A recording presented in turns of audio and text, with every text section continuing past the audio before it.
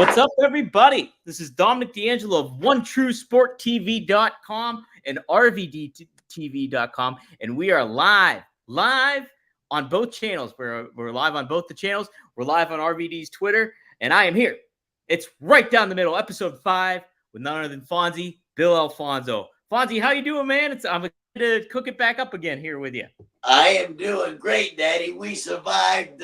Debbie hurricanes just come through. We got heavy winds and so much rain, but my house is hardcore, Daddy. We are very good. That's great to hear. Yeah. Oh, man, you were telling me on the phone how nuts that was. Oh, it's crazy, man. We lost several people in some accidents, unfortunately, and a lot of flooding, a lot of people out of their homes. So damn it. But hey, the first aid is right here. We got a great system here, recovery system. We get a lot of help from the United States. They come in and swoop us up and take care of us. That's good. How bad does the hurricanes hit Tampa a lot? Is it a common thing, or is it once in a while during one? Well, we actually haven't been hit 70 or 80 years, a direct hit like they just did at Fort Myers, which is only 140 miles from here south of us. They get a direct hit, devastation, wiped out homes. They're gone forever. A direct hit in Tampa, we haven't had one, but the hurricane season just started, and they say it's going to be a pretty damn good one because they predict that stuff, and they're pretty damn accurate. So we never know. We can go another 20 years when we don't get a direct hit, but when we do, we're in trouble. Oh my gosh. Well, yeah, I'm glad you're okay. Hurricane season is nuts. I lived in Myrtle Beach for 1 year when I was a kid. Oh yeah. And the time we moved, it was like 1999, and it was Hurricane Dennis hit like a couple weeks before while we were there. And then when we actually moved, Hurricane Floyd hit, which was a real big one. And it was like we were 4 blocks away from the beach. It was crazy. It is crazy, man. The one that just bypasses was like 180 miles out from us. And, man, it was crazy here. Crazy. I believe it. Those direct hits, man, they just blow houses away. You never see them again. But, yeah, let's talk about some wrestling, Daddy. Let's do it. Yeah. What I did want to talk real quick, though, is you sent me a video a couple weeks back about an alligator eating your phone. Oh, damn sure did. So I live in a beautiful complex, and there's ponds and small lakes all around us. So there's one about a 2-minute walk from my house. I go and fish there all the time for an hour. I get a little sun, and I catch largemouth bass, big ones, 5-pounders, 6-pounders, 4-pounders. And I release them, and for about an hour and a half, and I come home. So there's several alligators in this pond, and when I catch a fish, the alligator attracts the alligator. They see me catching a fish, they'll come up and grab my fish sometimes, and one was looking at my cooler, so I moved my cooler from the shoreline where I was fishing way back, about 50, 60, 70 feet back. Mm-hmm. So I had a soft cooler, some water in my cooler, a towel, my shirt, and I had my cell phone on top of the cooler. So I catch a fish. I'm bringing in the fish, boy, and it attracts the alligator. So here I bring the fish on the bank. I think the alligator is going for my fish, right? Yeah. And the alligator is super fast for short distance. They can't run for long, but short distance, they are like lightning fast. So I thought he was going for my damn fish, and he bypassed my fish. I mean, he runs right past me. He's 3 feet from me, runs right past me, grabs my freaking cooler with my water, my towel, and my cell phone. Damn it. So he grabbed it and ran back in the water and swam off and ate my damn cooler and cell phone. Now, we're talking about a 250-pound 8 for the alligator. That's pretty damn big. So he didn't know what he had. It couldn't taste good because of the plastic. You know, it was a soft cooler, soft plastic cooler. and a cell phone can't taste that good. I feel bad for the guy, but damn, I had to go out and buy. You know how much a damn iPhone is now with tax, and you get the screen and all that. $1,400 worth of. I told the story to the Apple store where I got my phone. I said, "Hey, is there an Alligator discount?" He loved the story. He loved the story, but he said, "Unfortunately, Fonzie, there's no Alligator discount for you." So I had to pay full price like everybody else. I guess I'm not that special after all. But I am the manager of champions, and thanks to the Alligator, I got the latest cell phone, the most coolest cell phone out there today. It's the Fonzie phone.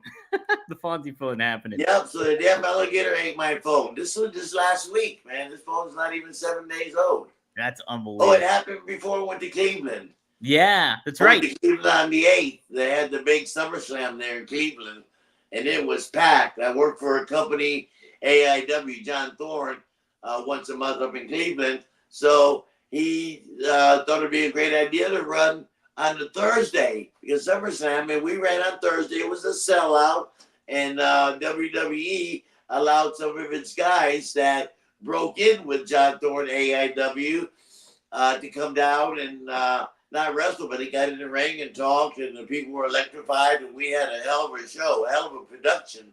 And this was on the Thursday night, sold out, steady room only. It was great, man. Cleveland was on fire. Then the next day, in Coldwater, it's about 45-minute drive from the Cleveland airport. I did a meet and greet. There was a ton of guys there from Big Show to Tito Santana, but in my group it was Fonzie, Sandman, who's one of my dear friends, one of my hangout buddies, Franchon Shane Douglas, and the beautiful eyes up here, Francine. Too, Daddy. Heck yeah, heck yeah. So we did that. We did that Friday afternoon. And then the next day I caught a flight to Miami and did a show for CCW, who I love.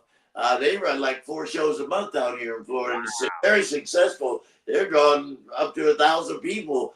That's unusual for I don't even want to call it independent promotion or nothing. Yeah, this is like a real, the last of the promotions, man. This guy runs consistently 4 shows a month and draws 700 to 1,000 people. It's amazing, and I'm on all of them. Do they air those like on YouTube or stream them on? Yes, YouTube, you know? Yeah, they have a complete show. They tape a complete show. And yes, on YouTube, CCW, Closely Championship Wrestling, and it comes out every week. Every week they have it, and it's good. I'm featured on it. And now they got me commentating. They like my style. They like it because I'm animated and I got stories. But I'm commentating. I'm the the color guy because we have a real guy like Gordon Soley, and then his sidekick, which would be me. And I'm getting better. And I'm getting better.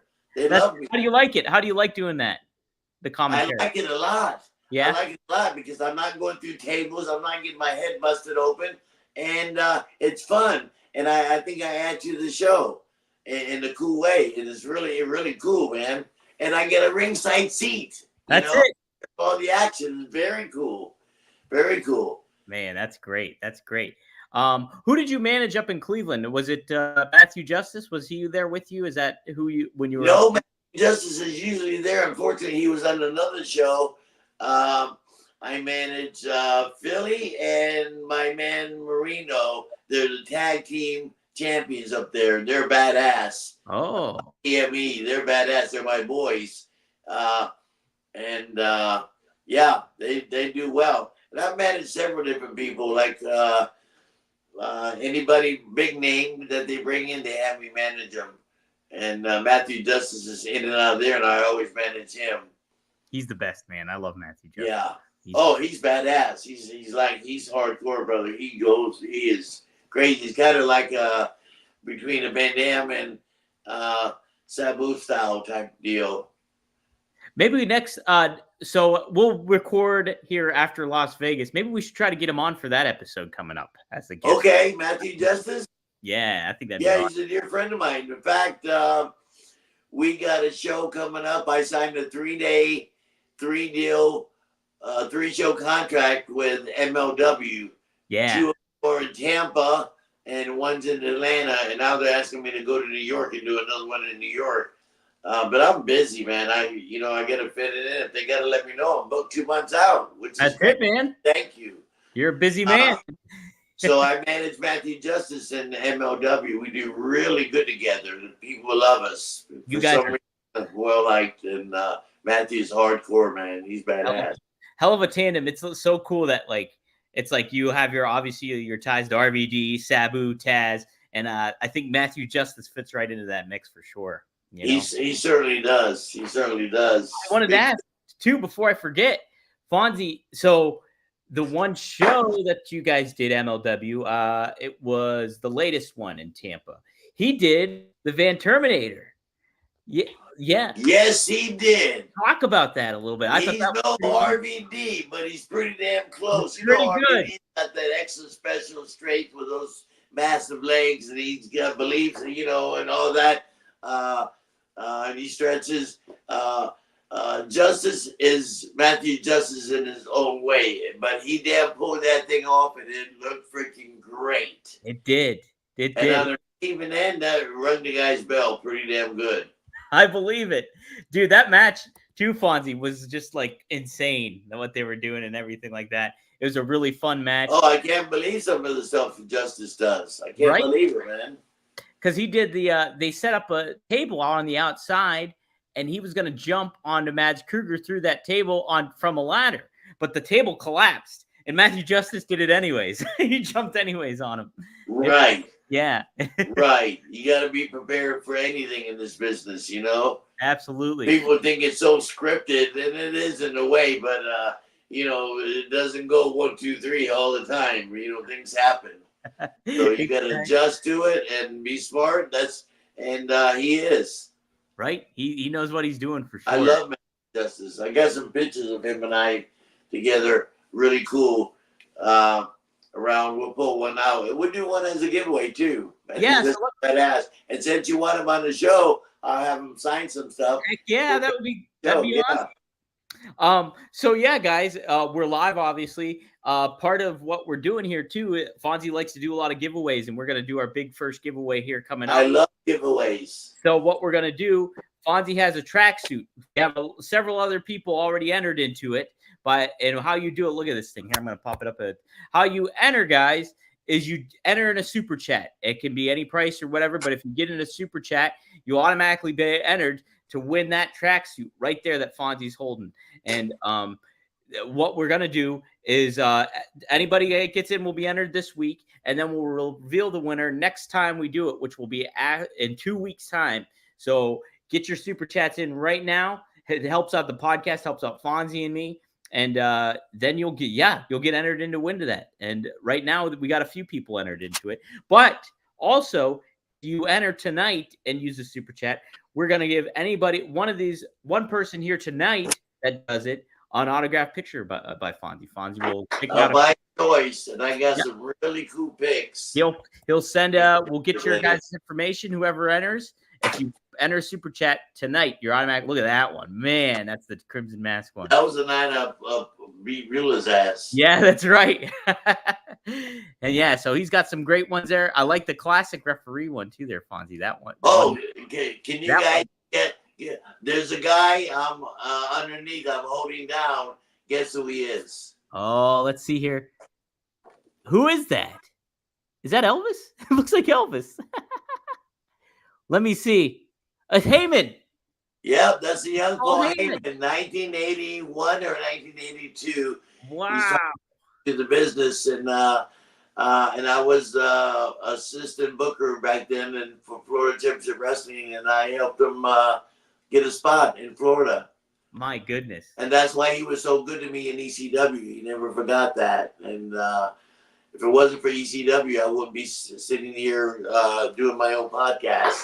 Because even though I was a famous international 5-star referee and referee world title matches with Ric Flair and Fujinami in Tokyo, 65,000 people, and then been put on the cover of magazines. We're going to be talking about Giant Gonzalez, the largest pro athlete on the planet at that time, There's nobody bigger than him on the planet. So we're going to be talking about him soon. Yes, we will. So, guys, get those super chats in. So, yeah, we're going to give away a pick tonight, right? You said? Yep. We're going to give one of those 8x10s away. It's dealer's choice, so Fonzie will pick it. But anybody that asks a question here tonight, you'll be automatically entered tonight to win it. We'll now win at the end of the show. So get a super chat in, and you're automatically entered to get one of those signed 8x10s by Fonzie. And all of those are great. So definitely make the most of it, fellas, and get guys and gals. And thanks for joining us too. So, and hey, get the word out about the show. Be sure to like, subscribe, and send it out to your friends and enemies. It doesn't matter to me. You get the word out about us, and we'll get things cooking here. But yeah, Fonzie, thank you guys. Thanks, for that. Thanks for everybody that tuned in. Hey, I'm getting good feedback from when I do these shows all over the country and do the WrestleCons and conventions and shows and stuff. Somebody always comes up to me and says, Fonzie, we love the stories. You're so animated telling the stories and stuff. I said, I'm just being me.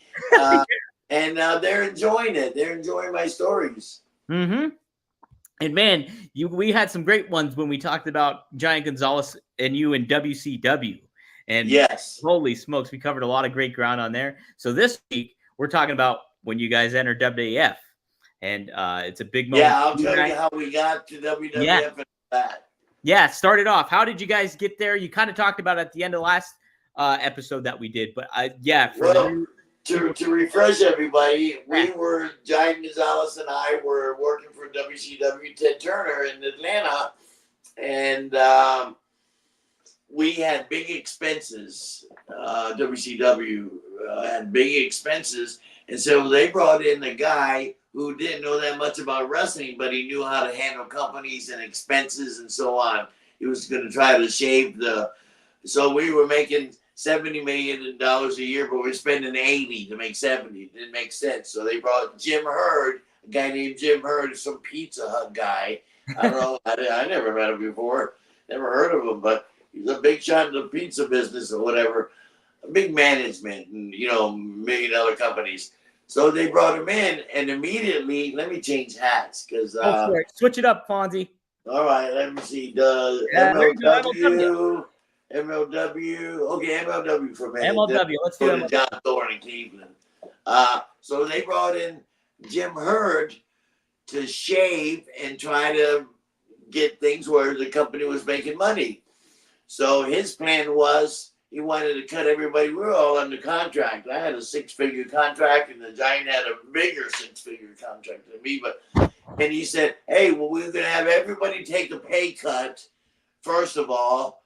And I got to count. You got to agree to take a pay cut. You just, they can't force you to. But anyway, try to make us take a pay cut. And Giant comes up to me and says, Fonzie, I don't want to take a pay cut. Me either.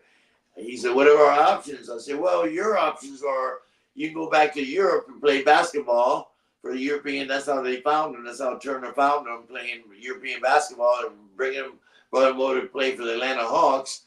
But he couldn't pass the inspection for NBA, so they made him a wrestler. So he said, what are options, Fonzie? I said, well, you can go play basketball. You can probably get a contract and a deal in Japan because you're so big. Andre was a smash over there. He loved him. Or you can maybe go to WWF. It was WWF at the time. He said, Fonzie, do you know anybody in WWF? I said, I certainly do. I've never worked there before, but I've worked with everybody. So J.J. Dillon was Vince McMahon's right-hand man. He was assistant boss of WWF. He said, well, call JJ and tell him our position and see if they're interested. So I said, okay. So unexpectedly, I called Titan Towers in Stamford and called. I didn't know who I was calling. I just called the office. Said, WWF, how can I help you? I said, yeah, my name's Bill Alfonso. I'd like to speak with J.J. Dillon. And she hold line, please.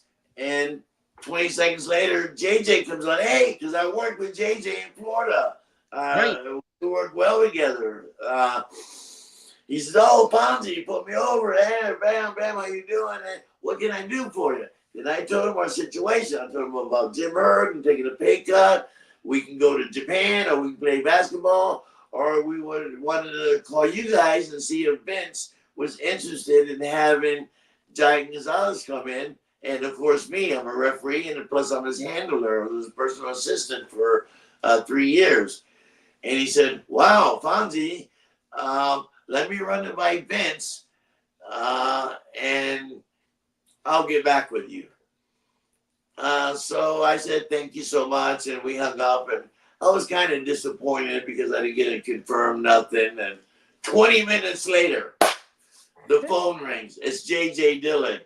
And I said, "Hey, JJ." He said, "Fonzie, Vince is interested. He'd like for you guys to come up and have a meeting. When can you guys come up?" And I said, "Well, the Giant just had a spur taken out of his heel. I had a little spur that he had cut out. So we were off for the next 6 days so he can heal. So we're open." He says, JJ says, "How about tomorrow?" I said, "Okay, that's fine." I said, "But the Giant's got to fly first class because he's the Giant. He can't fit in the coach." So he said, "I'll have our travel agent call you and set everything up." So the travel agent called, and they said, "We're on flight 662. They flew us up both first class. A limo picked us up. Instead of taking us to Titan Towers, they take us to Vince's house. I thought it was pretty cool. So we walk in, there's Vince McMahon in the green suit, real, "Oh, fine, hey," Vince is. Yep. Animated like me. And he puts the Giant over, and he says, "Oh, I know you two. I know you, Fonzie. You're one of the better referees." I said, "Thanks." And so we started talking and stuff, and we told him, Vince, Jim Herd wants us to take us a pay cut, and we're not interested in taking pay cuts. And he said, his exact words, "Fuck Jim Herd. We'd like to hire you guys." And I said, "We're a team. I'm his personal handler, and I referee a lot of his matches, and plus I'm a referee." And he said, Great. The Giant says, "Well, Vince, I got to go back to," he said, "Don't even go back there." He said, "Well," the Giant said, "Vince, I got to go back. They still owe me $60,000 on my last check or whatever." And he says, "Don't go back there. JJ, write him a signing bonus for 60 grand. So he gave him a check right there and said, "Don't go back to WCW." So, okay. So the Giant hasn't been home in like 12 months. He lives in Argentina. And this is towards the end of the year.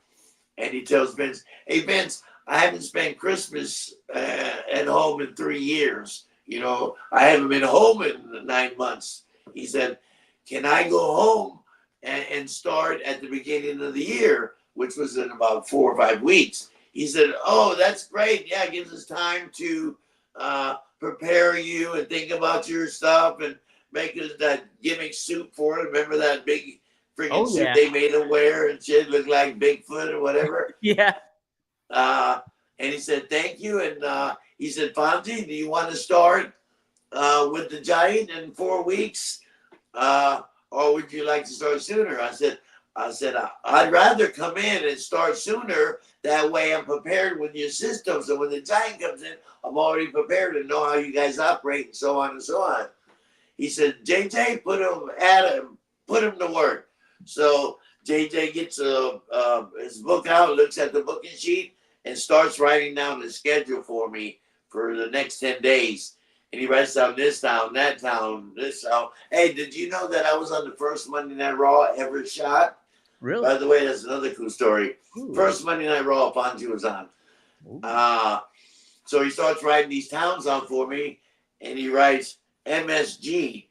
And I said, JJ, where's MSG? He said, "Fonzie, that's the most famous arena on the planet, Madison Square Gardens. I never been there because they didn't allow WCW to go in there in Florida Championship Wrestling. It was only Vince. So I was thrilled to be going my first week working with WWF to go to the Madison Square Gardens. So I got my booking sheet and I started. And I changed the dress code all the other referees got pissed at me. The Hebners and Mike Yoda and all the other referees got mad at me because I walk in to Madison Square Gardens. I'm not a big guy, so if I don't look nice, I look like the audience. You know what I mean? Where if I wore a polo shirt and a nice pair of jeans and Nikes, I coming in, I'd look like the audience. So I get to Madison Square Gardens. I'm wearing a Submariner Rolex, a beautiful fucking suit. I got beautiful freaking luggage. My hair is just perfect. I'm shaving clean, beautiful. So I walk in, and Vince likes everybody there early. So Vince was at ringside. No people inside yet, and all the guys are going over their matches and talking. They're in the ring, and Vince spots me way away. Says, "Fonzie, come here. All you referees, all you ring crew, everybody come here." So Vince had a private meeting with just us. He said, "You see, everybody was wearing. Remember the Zubas? Oh yeah, The Zubas that the Road Warriors had something to do. Everybody was wearing Zubas and T-shirts and Nikes to work and all that, which is very cool if you're Hulk Hogan.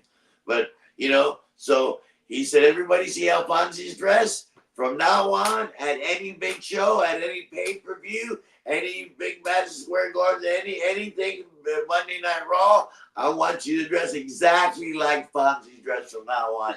Order that. No, would you please? This is how I want you to do it. So I changed their dress code for all the referees got mad at me. Henry said, "Fonzie, why do you got to dress like that? Now we all got to dress like you." I said, "Well, when I walk in, if they don't know who I am, I'm fucking somebody because I'm fucking dressed like $1 million." Right? That's it. So that's how we got to WWF, and then the Giant came. So I'm there for a month getting acclimated to the company, and I'm glad I did because, every company runs their stuff different. Vince runs a tight ship. Boy, it's like ABC. My phone just rang. If it's not Vince McMahon or my wife, I'm not going to answer it. Not answering. No, it's somebody who wants to buy a jacket. I'll get back. There you go. They want to buy one of my beautiful ECW jackets. They're all Nike and high quality, beautiful, good stuff. So I'll tell you guys how to get some stuff. Plus, we got a new page with all kind of T-shirts and hats. You're gonna love it, guys. That's it. We'll talk about that later too. But excuse me. We'll pop it up right now. Look at it right here, there guys. it is right there. Hey, FONZIE merch. Taboo, RVD, Bill Alfonso, Fonzie in the back. Yep. I got my own T-shirts. Unbelievable. Who knew 40 years ago when I started off refereeing that I was going to have my own freaking podcast and, have my own store, online store. Unbelievable. And it's all quality merch, Fonzie merch.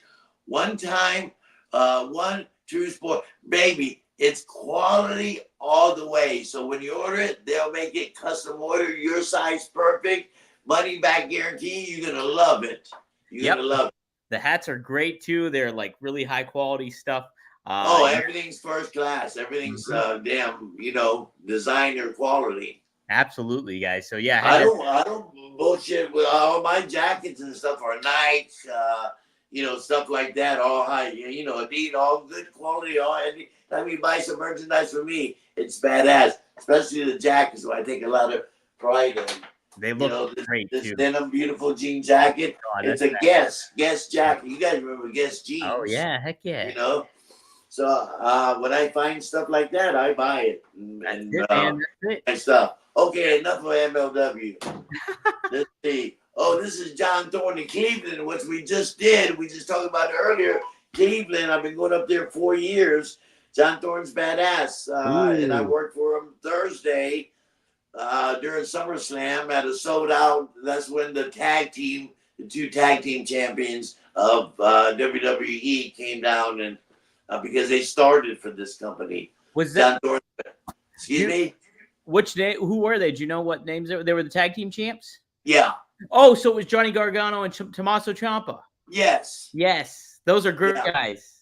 Yeah, but badass guys too. They were excellent in the ring and they were very cool. They put everybody over in the dressing room. I really didn't know them. They come right up to me and said, "Fonzie, we used to watch you when we were kids." I said, "Oh fuck, what the hell?" You know what I mean? Yeah. So I am a senior in the dressing room. which I'm proud of.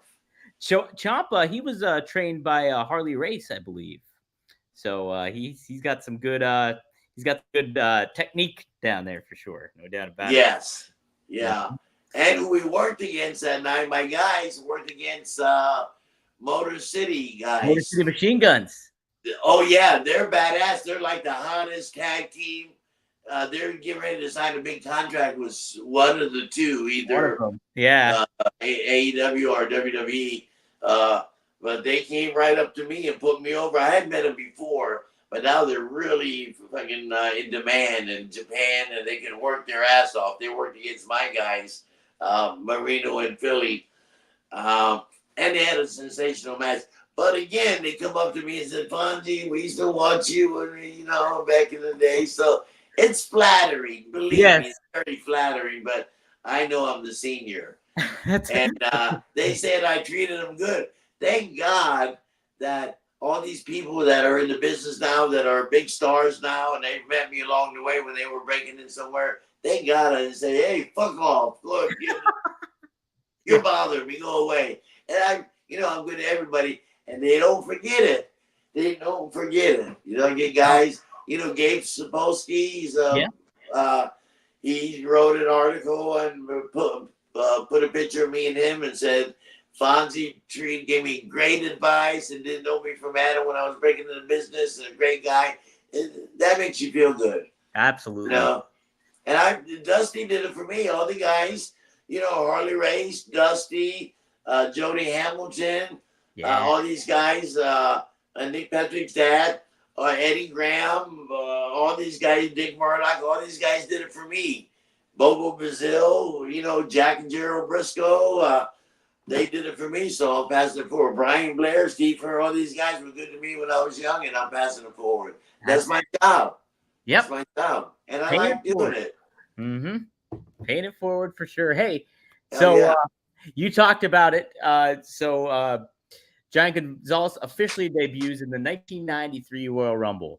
Harvey Whippleman is placed alongside him as the manager of the on-screen character. Did you get along with Harvey and Bruno? Did you get along? Of course I did. Yeah. Get along with everybody. But I was happy. I wasn't ready to be a manager. I was I was good at refereeing, and I was in the ring with them. I could talk to them and help them through the match, because Giant Gonzalez was not a natural in the ring. He was athletic as they come. He played basketball. He was a big star in Europe, in European basketball. They wanted to bring him in to play for Atlanta Hawks, Professor NBA. But his knees were shot, so they made him into a wrestler. He was never a natural, and he didn't get the business like a lot of guys did. But, so it was tough. So it was good for me to be in the ring with him and help him out and tell him what to do and not to do. And if he got caught in a position, I'd get him out of it, or, tell him snatch a hold, or, you know what I mean? Don't sell so much. Don't do this, do that. So it was better for me to be in the ring with him that way. And great for Harvey Whippleman. He was great. He could talk. He was cool. Everybody liked him. Small guy, good guy. The Rock and badass too. You don't fuck with the Whippleman. He was a tough little kid. That's what I heard. Yeah. I liked him. I got along with him very well. Be right there. Well, also, talk about the bodysuit and the fake fur and the airbrush abs. Is it the most ridiculous thing you ever seen as a costume? What did the Giant think of it? And at the end, was it a pain to get into and out of? It was a little difficult. You remember that they built him at 8 foot. He was actually 7'7", a 22 size shoe, huge. And it was. They made him a couple of suits. You know what I mean? It wasn't that difficult. It was just, it was like a spandex type thing in the fur.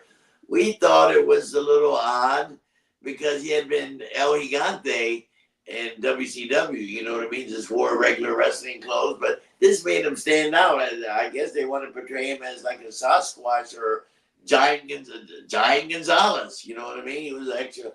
A lot of people didn't like it. Today fans come up to me still, and they knew WrestleMania 9, which is right here. Yeah. Undertaker, Giant Gonzalez, and FONZIE sold out Caesar's Palace in Las Vegas, and the match was okay. But the Undertaker could work with anybody, but it was tough. It was tough for Giant Gonzalez. He just wasn't a natural. Mm-hmm. But hey, he survived for 3 years and made big six figures. He made, in 3 years, he made probably close to $700,000, $800,000, $1 million in 3 years. That was pretty freaking good money back then in the early 90s. We started together, and I think the Flair Fujinami match in Tokyo. This is my first time meeting Giant Gonzalez. I refereed this match. He wrestled Curtis Hughes. You guys remember Curtis Hughes? Oh yeah, absolutely. Yeah, he wrestled him and he beat him, and so I'm trying to look good because I didn't have a contract with WCW yet. Dusty was the booker, so when I go to Japan, I want to dress nice. I got a picture of all of us somewhere. No, this is a picture of I'll tell you about this picture in a few minutes. I'm standing next to Hulk Hogan. We did 5 countries and 7 cities in 7 days. I'll tell you about that. But I got a picture like this, a group picture of all of us at a welcome party for Japanese, and I'm dressed really nice. And anyway, so I hadn't signed a contract, so I want to look good. So my haircut was fucking perfect, shaved perfect. I had a long sleeve shirt with a bow tie, and I had my dear old mom who passed away a few years ago, and I miss her a lot. I had to sew a Japanese flag and an American flag on it. There's a shirt right there. Oh, nice. And brand new designer pants, brand new Nike. So I look like $1 million. And the Japanese promoters, they loved it. They liked this, they liked the flag, because it was Flair Fujinami, 65,000 people. I'm refereeing the main event. And it was a funny finish, a title switch and all that. And in Japan, at ringside, usually there's 10, 12, 13, 14 photographers taking pictures. They're allowed at ringside. I mean, they're actually leaning on the apron taking pictures. Right. So Giant Gonzalez won the match, beat Curtis Hughes 1, 2, 3.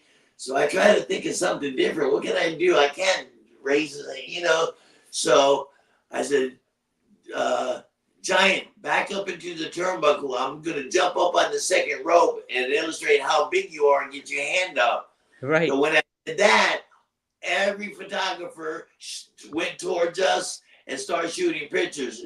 Gonzalez started to walk away and said, no, stay here. So we posed for like a minute in that pose, looking at each camera, and it made the cover of the largest sports magazine in Japan. That's awesome, man. Yeah. Very cool. So, hey, I'm trying to promote myself. That's it, man. You got to get yourself over. And then it got me, and Dusty hired me that night. How about that? Because I did not have a contract. He was going to bring me in eventually because I was Dusty's guy in Florida, working with him in Florida for so many years. Right. Well, look at that photo. Heck yeah. That was in the early 80s. And here's a magazine with me, Dusty, and Kevin Sullivan, God bless him, who's back in the hospital, not doing too good. But hopefully he kicks out pretty soon. And I keep tabs on him. And everybody, best wishes to him. Yeah, big prayers for Kevin Sullivan. Yeah, big guy. So,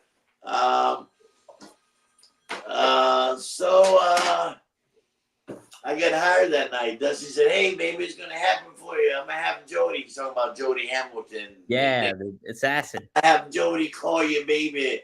And a week later, Jody called me and said, hey, you started on this date. And they sent me the booking sheet. We would work 7 to 10 days on and 3 days off. All over the fucking world we were going. It was crazy. And then they put me with Giant Gonzalez because him and I clicked. Yeah, so we got along. I speak a little bit of Spanish. He spoke perfect English, by the way, anyway. Mm-hmm. We get along good, and he couldn't drive a car, so they put us together and they paid me extra. Dusty said, "Hey, Fonzie, we want you to be Giant Gonzalez's personal assistant, and don't worry, we're gonna pay you extra." They didn't. I would have paid them. You know what I mean? Right, right. So they gave me a big bonus, and you know, I had an Avis. The only thing he'd fit comfortably in would be an Avis Cadillac. Yeah. So they provided us with. I had a Cadillac, 365 days a year paid for. Traveling around the world with the largest athlete on the planet was pretty cool, and it got us special treatment. They wanted him because he was such a giant, unusual. People like Baywatch, where Pamela Anderson called the office and said, "Hey, we want to do an episode around Giant Gonzalez on Baywatch," and of course I'm with him because I'm his personal assistant. Yeah. So they flew us out to Los Angeles, and we were there a week shooting this 1 hour episode. It actually is 43 minutes with commercials and stuff. And Giant Gonzalez was on there. And I was on there too, but I was playing volleyball in the back. You wouldn't know it was me. But, I was there, so they just used me as a filler. But it was pretty cool. And then we did other stuff like appearances and everything. You remember Hulk Hogan's television show, Thunder in Paradise? We had the big boat, and his sidekick was Chris Lemon, Jack Lemon's son. And oh, yeah, that's right. Yep. Carol Off, the supermodel. She was in, she played in the TV series and stuff. So I met all these people, and here's a picture of us on set. And we filmed in Florida. Thunder in Paradise. Here's Fonzie and Giant Gonzalez on the set of Hulk Hogan's, the most famous wrestler on the planet, Hulk Hogan, by far. That was on the set of Thunder in Paradise. That's awesome. That's a grenade launcher he's got, and I got some type of freaking machine gun or whatever. Machine gun, some sort of rifle. Yeah. Yeah, and I didn't have a speaking part. Giant Gonzalez did. But again, at the end of the show, they show Hogan catching the bad guy, and then everybody's happy. There's Carol Aud and Chris Lemon all high-fiving, having cocktails on the beach, and there's people in the background playing volleyball, and I was one of the people in the background playing volleyball. So another perk, you might like this one. I might have told you this, is I get a phone call. We're working for WCW. And Giant Gonzalez, I'm his personal assistant. I get a phone call. My cell phone rings. I don't recognize the number. I said, "Hello." He said, "Fonzie?" I said, "Yeah, speaking." He said, "Ted Turner." Yeah. I thought the voice were ribbing me, I said, "Oh, yeah, sure, there's Ted Turner." I said, "Hey, what can I do for you, Ted?" I also would have called him Mr. Turner. I thought he was a rib, but it was Ted Turner calling me. He owns CNN, he owns TBS, he owns Atlanta Braves, he owns this, he owns that. He's the largest bison owner nobody owns more bison on the planet than he has bison farms in Ted Turner. My goodness. Did you know that, Dominic? No, I think you told me maybe last week, but I didn't know that till you told me. So that's crazy. Yeah. So the reason for the phone call, I said, "Well, what can I do for you, Mr. Turner?" He says, "Fonzie, I owned the Atlanta Braves, and they were winning World Series. They had just won like 2 or 3 World Series in the last 5 years. Atlanta was smoking." He says, "I'd like for you to take the Giant to one of the games and sit in my private booth where me and Jimmy Carter would sit, and the camera would pan over there during one of the, segments on the 3-hour game, pan over to the Giants, and the camera stops on the Giant. I'm sitting right next to him, and Jimmy Carter's seat, and he's sitting in Ted Turner's seat. Turner's, yeah. Of course, they're not there, though. I would have liked to meet Jimmy Carter. How about that? That would be something. And they say, "Wow, the Atlanta Braves are doing so good. It even brings the largest athlete on the planet to come out and watch our team." And it doesn't say Ed Fonzie too. it just talks about the Giant. So, that was pretty cool. That's what kind of perks that we got from Yeah, being the largest athlete on the planet. It was man. pretty cool, and the women loved it. But anyway,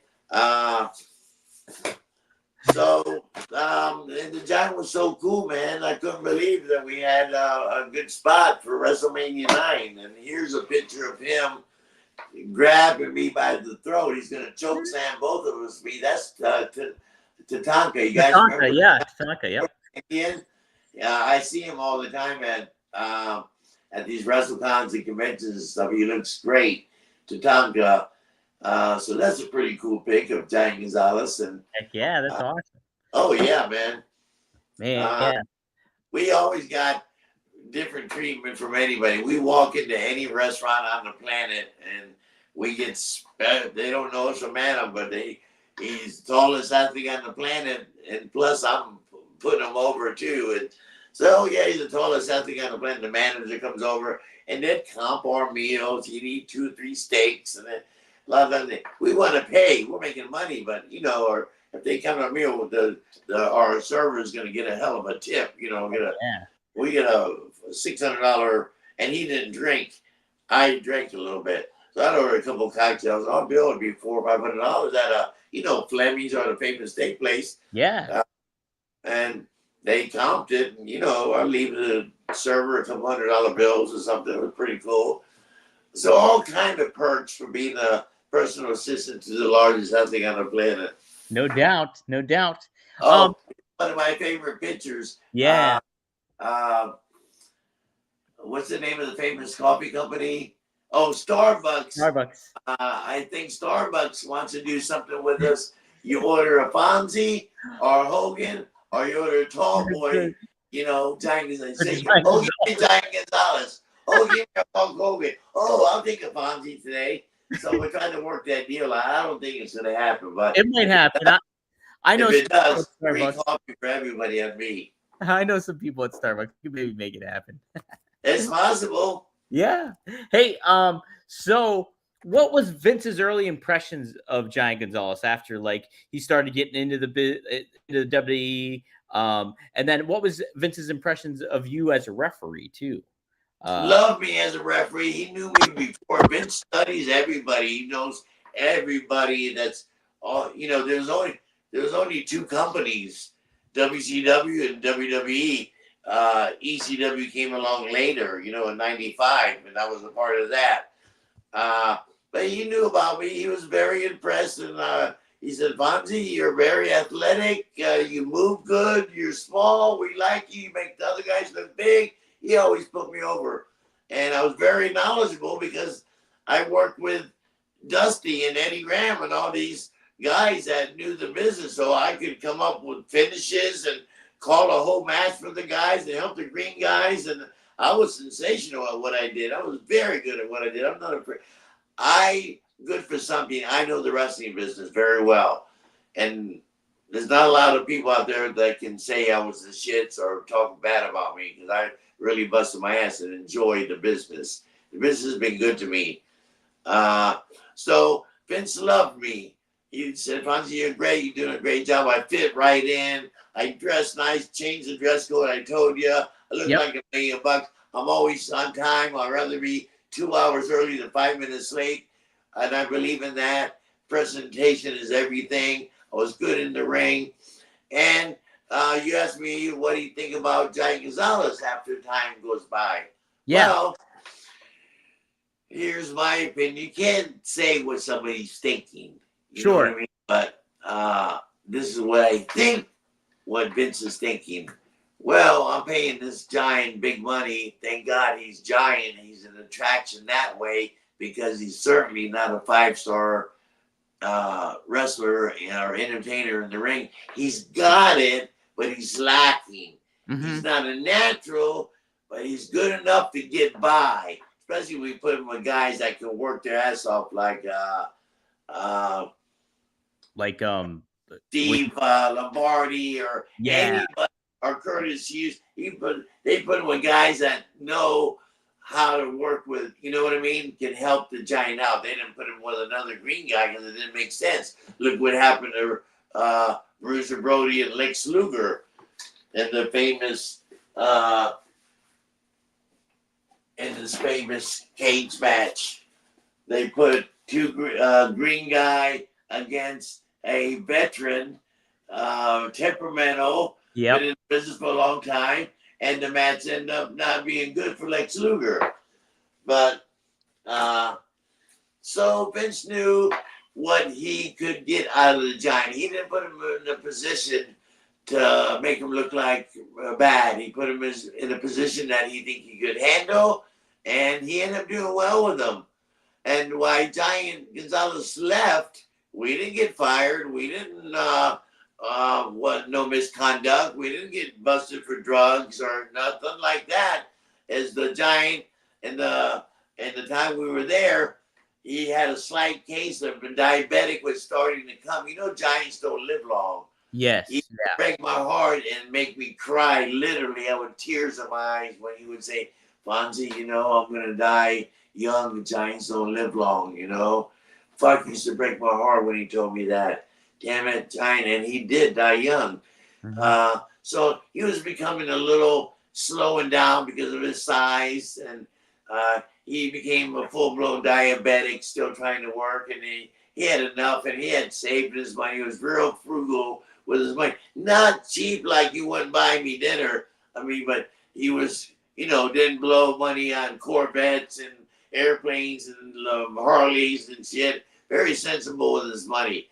But had everything he could possibly want. You know, if he wanted something, we would go buy it. But he wasn't stupid with his money. So as he's becoming more, you know, his medical started getting a little off, and he approached Vince and said, "Vince, I just can't take the road because the road is very tough. I don't care who you are. You're working 7 to 10 days on, 3 days off, month after month, year after year. It's hard on the body traveling. It is tough, brother. Believe me. I just work weekends now. Yeah. And it's tough, you know. Damn it. So like this Friday, I'm in Orlando, Florida, which is 87 miles from my door to my beautiful villa where my beautiful tall blonde wife and I live. It's 87 miles to the building where we're running CCW show. So I'm driving there, doing a show. I'm sidekick, color commentating that night. So I got to stay to the end. So I drive back and I get home. Then I got an early flight to Philadelphia Saturday morning because I'm in Philadelphia. Doing a virtual signing with Rob Feinstein, Two Cold Scorpio, Sandman, Todd Gordon, and Fonzie. We're doing starts at 2 o'clock, I believe. Just go to Feinstein's website or whatever, and not hard to find. In fact, I think I sent you the ad. Oh, yeah, you probably did. Yeah. Yeah. So, yeah, and I reposted it, and it's getting a lot of interest. So, but what I'm saying is, you know, I'm only working 2 days a week, and it starts getting tough, especially that weekend with SummerSlam last week. I flew in Thursday, did Thursday, Friday, flew to Miami Sunday, Saturday, did a show there, then flew home the next day, Sunday morning. And that was right before the hurricane. That was the last flight to leave South Florida to get into Tampa. Everything else was canceled. Wow.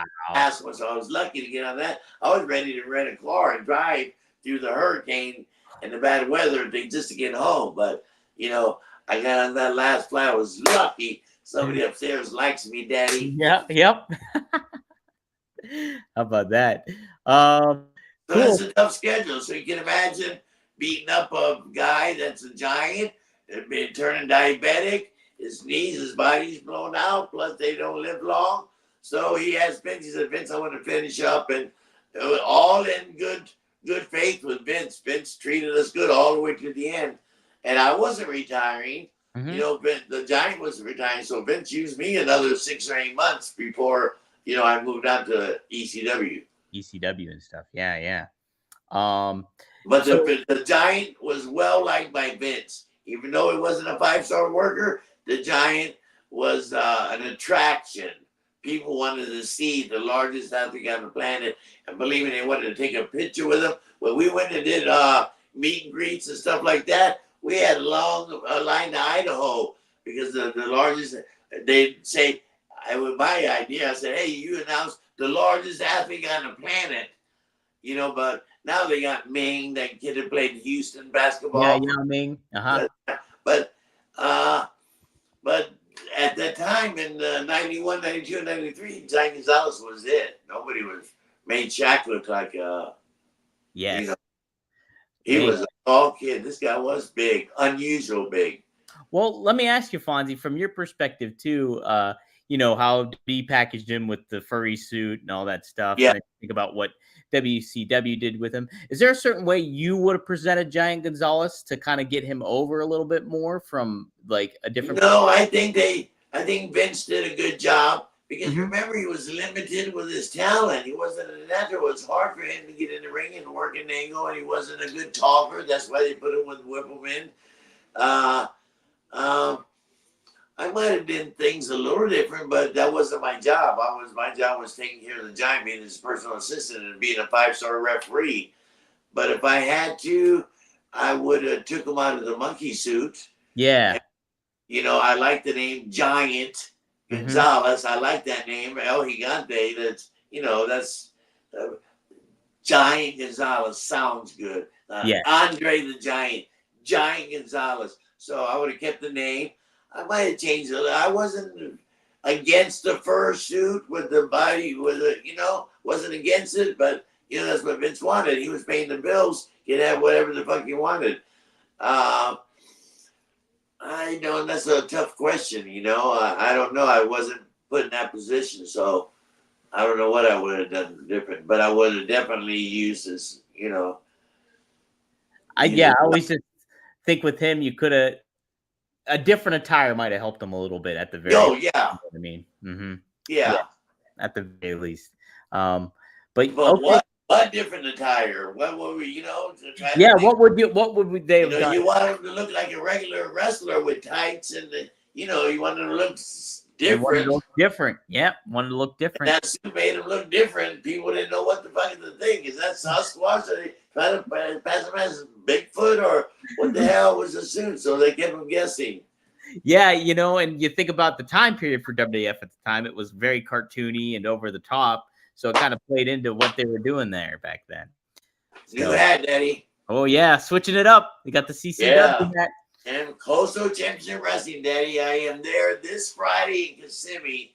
Coastal Championship Wrestling, color commentating, and we got a hell of a show lined up this Friday night in Kissimmee.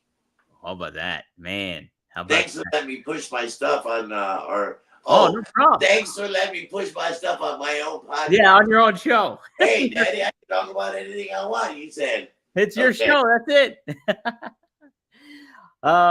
So the Undertaker has since said that working with Giant Gonzalez was one of the most difficult experiences in career, and he quoted by saying, "Giant Gonzalez, he couldn't work. He couldn't work."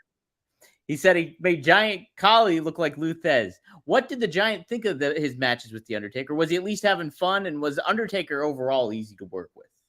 The Undertaker was very professional. He knew he had to handle the match. Undertaker knew what he had to do and called the match and, do the best he can and bring the best out of the Giant. He did, and he wasn't mad at him because, it's not the Giant's fault that they put him in WrestleMania 9, the biggest event on the planet, the biggest guy on the planet, the largest athlete on the planet, and the biggest event against fucking the famous Undertaker. Are you kidding me? Yeah. So Undertaker was very professional, very cool about the whole thing. And he knew he was limited, so, they didn't have him do silly shit like a leapfrog. They did it with, he could do reasonable. Undertaker worked with him and got the most out of him. It was very cool to work with. Thank you, Undertaker, for being so cool with us and helping my Giant keep his job and working. Thank you so much, Undertaker, and I'll never forget that. It was very good. So, the week before WrestleMania, Vince McMahon wants the guys that are in the WrestleMania kind of book a town like they booked a town in some college close to New York. It was after Monday Night Raw, and then Tuesday, and then so Tuesday they put the Undertaker and Giant Gonzalez in a match together to try to get a feel of what they're going to do in Las Vegas and Caesar's Palace in 7 days. Sure. So the finish they came up with was they have their thing, 1, 2, 3, 4, bam, bam, bam, bam. Finally, Giant Gonzalez grabs the referee, which was me, by the throat, picks him up, and choke slams him.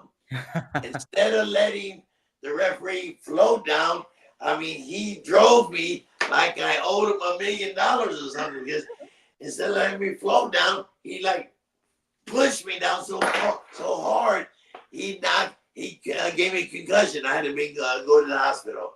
Holy Yeah, he didn't mean to. He did not get it. It wasn't a natural. And I'm his best friend. I'm his personal assistant. We became really good friends other than, I wasn't his personal assistant no more. He never called me that. I was more his best friend. We were on the road 3 years together, brother. You come close. And he didn't like a lot of guys in the car with us. So usually it was just me and him traveling together. Just me and him. We'd never split a room. Never split a room. We stayed at the Marriott. I'm at 102 and he's at 103. Right there. I'd get a phone call at 3 o'clock in the morning. Hey, Fonzie, I'm a little bit hungry. Would you mind going to McDonald's and getting me 6 Big Macs and 3 French fries and a couple of large Cokes? And I said, certainly will. Bam, that was my job. They're paying me an extra big bonus to do this kind of stuff. Yeah. So he said, would you mind? I said, would you mind? Are you kidding me? I'd go to McDonald's and boom, get him his stuff. Or Fonzie, would you mind going there, whatever, and get him? Yeah. I get some unusual phone calls. You know the one I'm. Oh yeah, we told it the last episode. I'm happy. But anyway, that was in the past. I get a phone call from the Giant. It's 3 o'clock in the morning.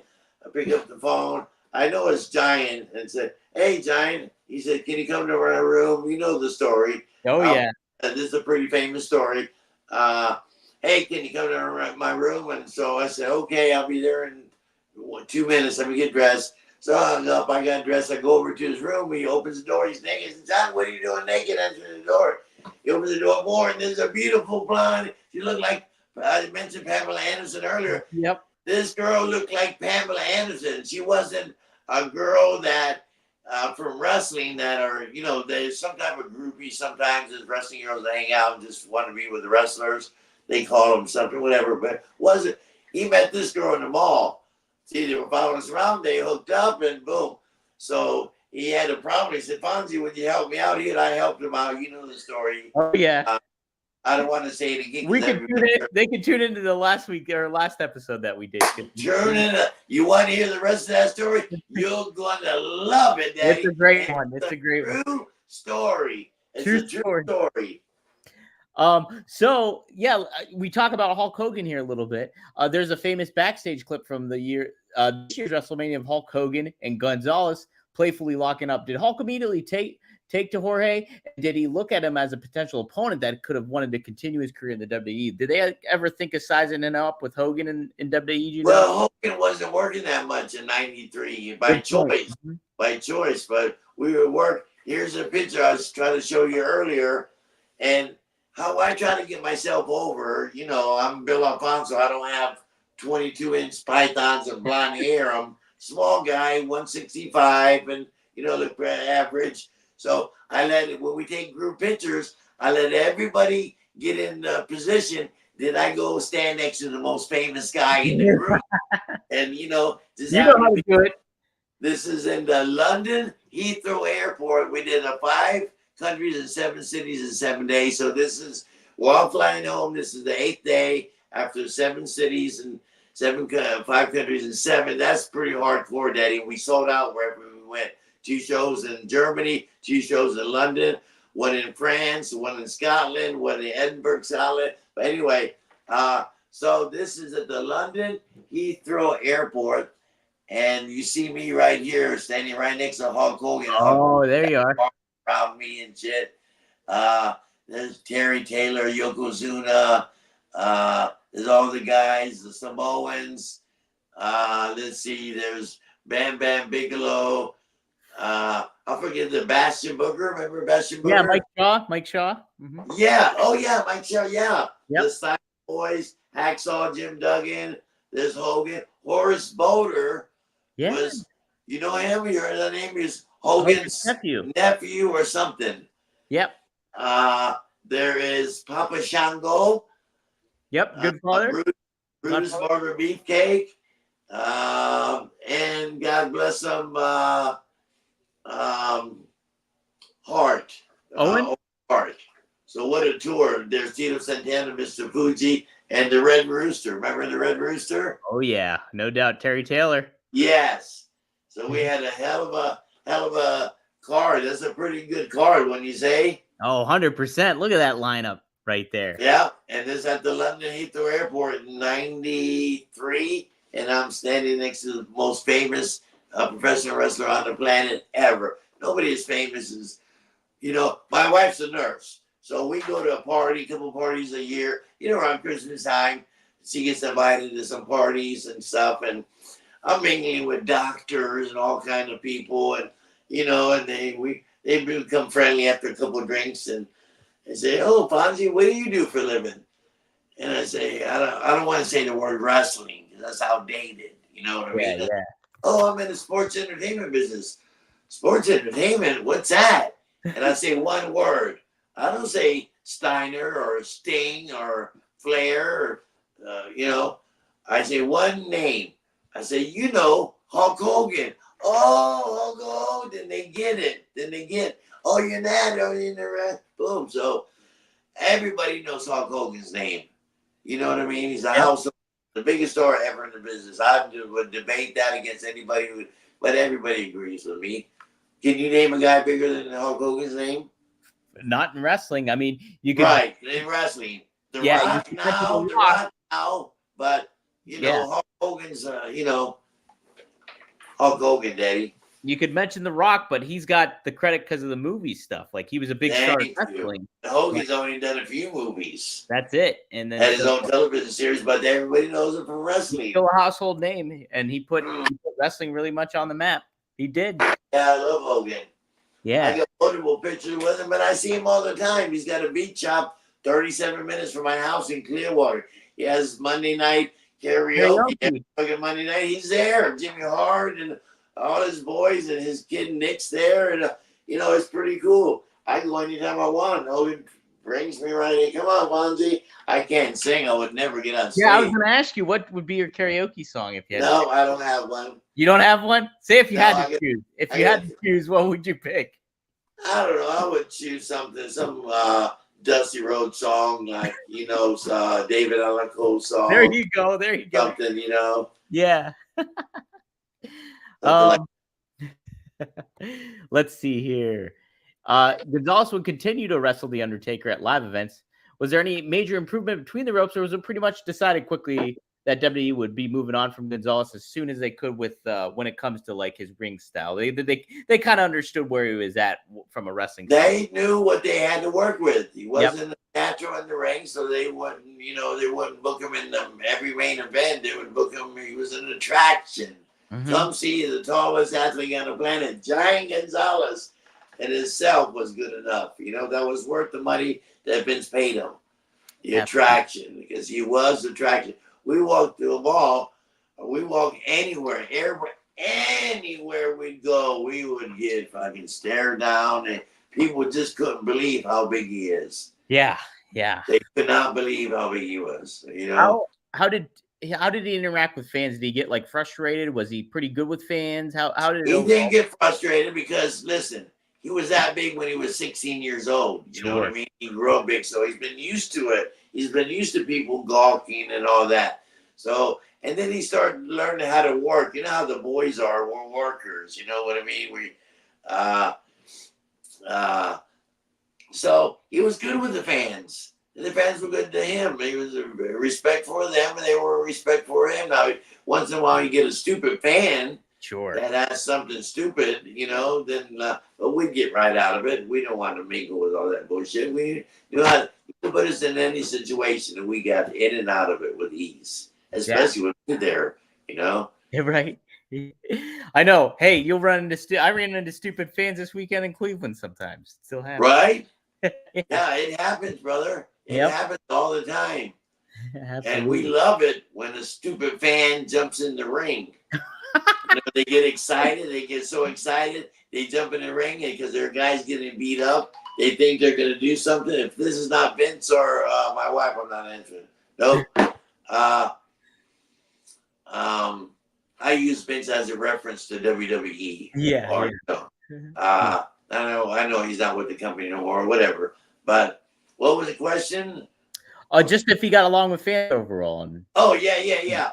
So, yeah, overall he did really good. He didn't mind signing stuff, especially if they come up here and say, "Oh, Argentina," name his hometown, or name something cool about his background, or "Oh, you play ball and European basketball," or we heard they brought you in for the Atlanta Hawks. Oh, he'd talk to the people, and even though if they were just wrestling fans at the arena, that's our job to put them over, put the fans over. But at a mall or something, if somebody come up and they didn't know he was a wrestler, they just know he's a big motherfucker. Am I allowed to cuss? Oh yeah, this is your show, Fonzie. I'm sorry, Daddy. No, you I'm not I don't slang too much. Okay, I'll change that to put this Florida Championship Wrestling hat. Heck yeah. So yeah, he get along well. There's, very few altercations that, and if not, I would jump right in and get him out of it. But nobody wanted to challenge him anyway. Yeah, right. He was big. They were more amazed at his size. Yeah. They want to put his hand up against their hand, and his hand will be like this big, and they're, look like a baby hand. Well, that picture I showed you earlier, look, Hulk Hogan is the big guy. Take a look at this picture one more time. I'm not a small guy. I'm like 5'8.5", almost 5'9". Hogan's got to be 6'6" or something. Something like that. I'm not sure. Let me see. How tall is Hulk Hogan? Hulk Hogan is 6 feet 4 inches. 6'4". That's pretty damn big. Big dude. So take a look at this picture again. Yeah, look at that. And he dwarfs Hogan. Look at the size of that guy. It was absolutely God's creation. He created a giant. Yes, 100%. Yeah. Man. Unbelievable. Absolutely. Unbelievable. God bless him. And he did die young. He told me, told you before, he used to make me cry all the time. Fonzie, I'm going to die young. I'm going to die young too. This is a certain name for the disease. I can't think of aclophilia something. But we just call it the Giant's disease, Right. Sure. I can ask my wife. She would know, but I should know. He was one of my dear friends for 3 years. And then I remained friends with him. We'd call each other until the day he died, Yeah. Mm-hmm. We would talk, once or twice a month till the day he died. That's great. Always keeping connection with people is always good. Yeah, especially with him. We got along so well, and we were together every day for 3 years. Yeah, inseparable. So Gonzalez also made a couple appearances in Memphis for the USWA. Memphis helped further career. Helped further career of many larger-than-life wrestlers, including Kane and more. Did Jerry Jarrett or Jerry Lawler believe they could do significant business with Gonzalez? What did they think of Giant Gonzalez, Jerry Jarrett? They loved him. Yeah. They loved his size, and they knew the baggage. They knew what they were getting into. They knew he wasn't a classic worker, but, he could get in there and entertain the guys, entertain the audience for 12, 15 minutes. But usually 10 to 12 minutes is enough. You know what I mean? Sure. When they do all this stuff and be very entertaining. And the people were amazed at his size. So, of course, Lawler loved him. Everybody loved the Giant. Yeah.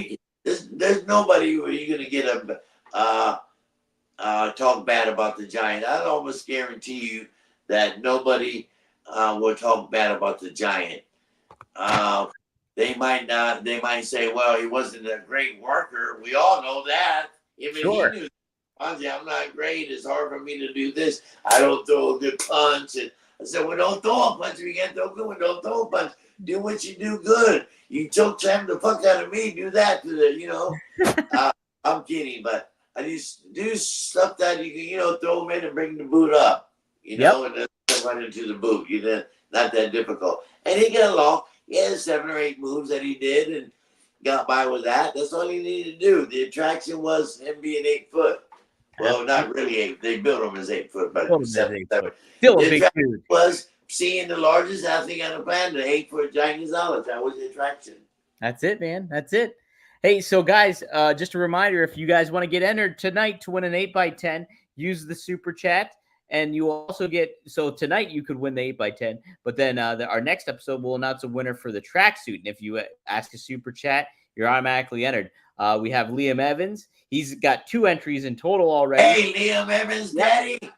And so here he is. Here's his question for you too, Fonzie. Thanks for the £5. He says, hey, Fonzie, out of all the wrestling matches that you refereed during your career, which match stands out to you as your favorite and why? Do you have a certain favorite match that you And that's an impossible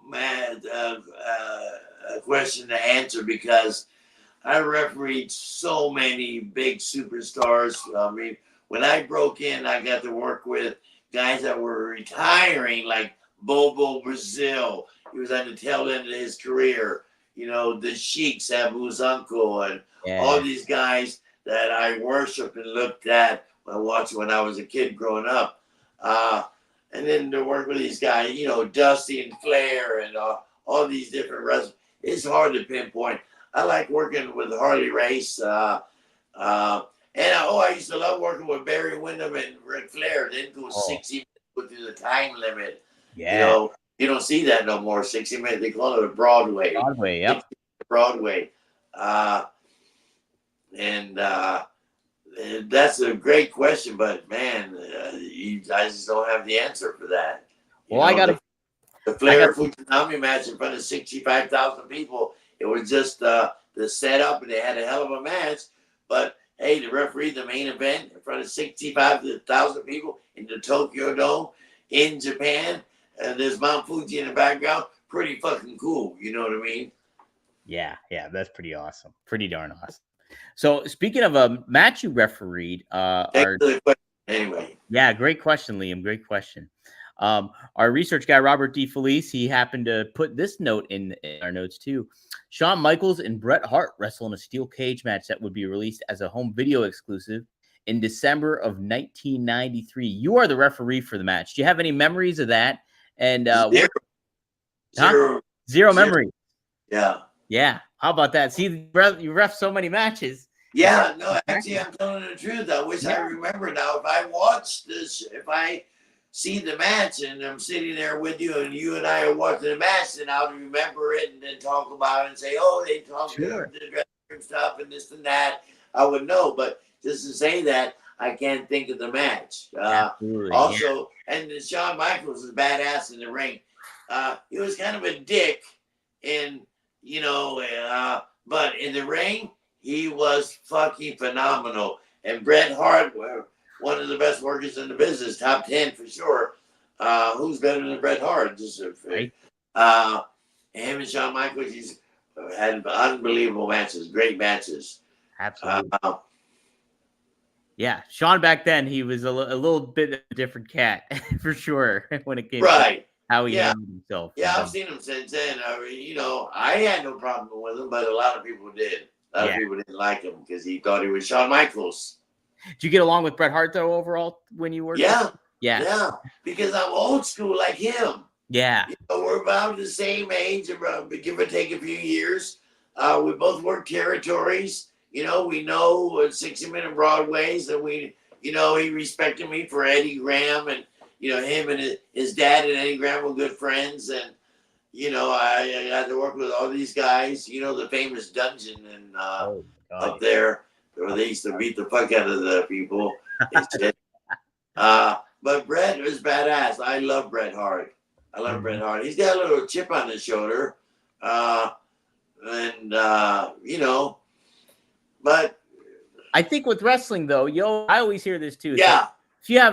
It's good to have a chip on your shoulder because you have to prove yourself, and then you also have to have a bit like of an ego in a way to get to be a star that you are, and like wanting to. We were just talking about too how it's like how important it is to get yourself over, and it's that kind of business where you kind of you make friends and stuff like that, but you have to kind of look out for yourself too, and so I always think Bret handled himself like a pro, and it's just I thought he brought like legitimacy to like a certain product during the time. He sure did. He sure did.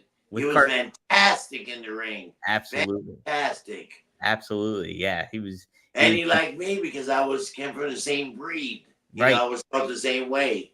Mm-hmm. And we got along perfect. He loved me. Yeah. Yeah. We got great. When I see him sometimes at these WrestleCons or whatever, he'll break away from everybody, come right up to me, or I go right up to him. Fonzie, hey, we put each other over, and we generally care for each other. Absolutely, yeah. I think he was a great guy, in and out of the ring, and he's had a few beefs with different people, spit on Hogan, on Vince, but what, whatever. Yep, yep. So hey, I'm getting a lot of messages on my phone. Hey, I'm watching your podcast right now. Great stories, watching you live, and I got 20 or 30 messages right now. Hell yeah, that's great. Yeah. Because of Robbie, I'm from Boston. Hey, I love the Hogan story. This other guy. Everybody's putting. Hey, Fonzie, great stories. You're laying them out good. You're an excellent storyteller. Absolutely. They're enjoying our stuff. Yeah, 100%. It's and we're just Fonzie. The crazy thing about it too is like this is only episode 5, and this is episode 2 of Giant Gonzalez. So we're barely scratching the surface with all the stuff that you've been around on. So it's pretty. Nice. And I spin off and talk about all kinds of shit. I talked to Dominic earlier. I said, hey, give me a format. We're going to talk about Gonzalez, but we're doing a good thing on Gonzalez, but I get to drift off and talk about this and that. So I'm sorry, guys. That's okay.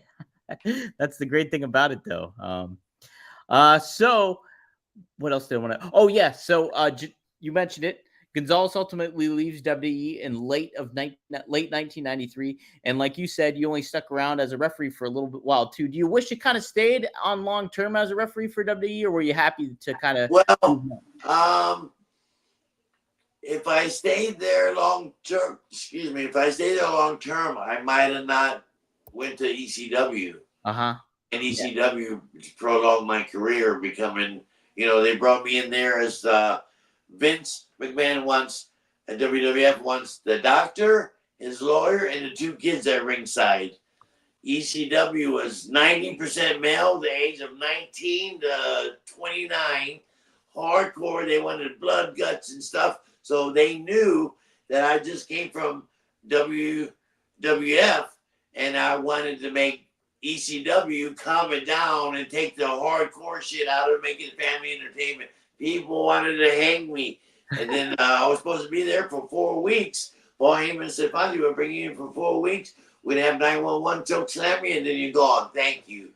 But my gimmick got over so bad that the fans hated my fucking guts for wanting to stop their party, wanting to stop the Type 8 death match with a little blood, or do this, anti-that, suspend the choke slam. I was anti-ECW. The people wanted to kill me. I had to have armed security walk me to my car every time I did a show at the ECW arena. They wanted to kill me. And then Paul Heyman had this bright idea to turn me into a manager with Taz, and he damn sure did. And then, my deal ran out with Taz because Taz could talk. Taz never got over until he became Taz. Not because they put it with me, but he had 10 different gimmicks. He was Tasmaniac, Monkey Boy was this and that. But when he became Taz, he got over. And then, we helped each other. And And then he didn't need me no more because Taz was good on the mic and he had the team Taz and all that. He didn't need Fonzie. Who did? Sabu. Sabu didn't talk. Hey, Daddy, one take. They call me One Take Fonzie on my promos. Right. After a while, I wasn't one take first, but I learned to do one take. One Take Fonzie. I was trying to think of the actor that did it one take. Always one take. He was always good at it. I can't remember. It's hard. It's hard doing stuff like that. Sometimes people think it's easy. You're traveling, getting beat up on the road and shit, and then you got to go and do your stuff. It's crazy, man. But I handle myself well in the business. I'm well liked, and I did a good job. And if it wasn't for, you said, did I wish I would have stayed at WWF longer? No, I think it worked out the way it was supposed to. And if I didn't go to ECW, I wouldn't be here having my own podcast because I was a 5-star referee. And, there's a lot of referees that are really good. Yeah. I'm one of the better ones, but there's a lot that are really good. And because the reason I'm here today and I'm working every fucking weekend somewhere in the country and getting inducted to the Cauliflower Alley coming up and doing this and that is because of ECW. Right. Not because I was a great referee. That helps too. Believe me, that helps a lot. But why I'm here is because of ECW. So thank you, Todd Gordon. Thank you, Paul Heyman. Thank you, Sandman, and all the guys at RBD and Sabu for helping me get over and working with me. Thanks to all my people. Thanks to the fans that have treated me really well. I became, I was kind of a heel referee when I brought in.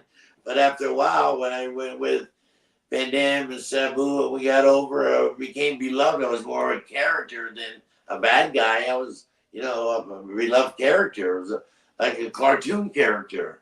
Yeah, right? I was a cartoon, basically. Well, you think about it, and hey, Daddy. Over the top, but you think about it too, and like you mentioned it, it's like, yeah, if you stuck with WWE, maybe the pay would have been great, and like you would have had a consistent, steady source of income, and like traveled around more and everything like that. But you wouldn't have become Fonzie, like you would have been a referee, and that would exactly. Hey, yep.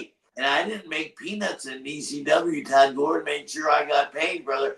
Yeah. And just working Friday and Saturday, working 2 days a week. Oh my God, it was so good. And brother, I think I made 1 year. I think I made $70,000. Wow. With the pay-per-views. Hey, our first pay-per-view, we did really well. It was a barely legal or whatever it was. 97, yeah. And Paul Heyman, I got the picture somewhere. And Paul Heyman says, Fonzie, I got a problem. I said, well, what's the problem, Paul Heyman?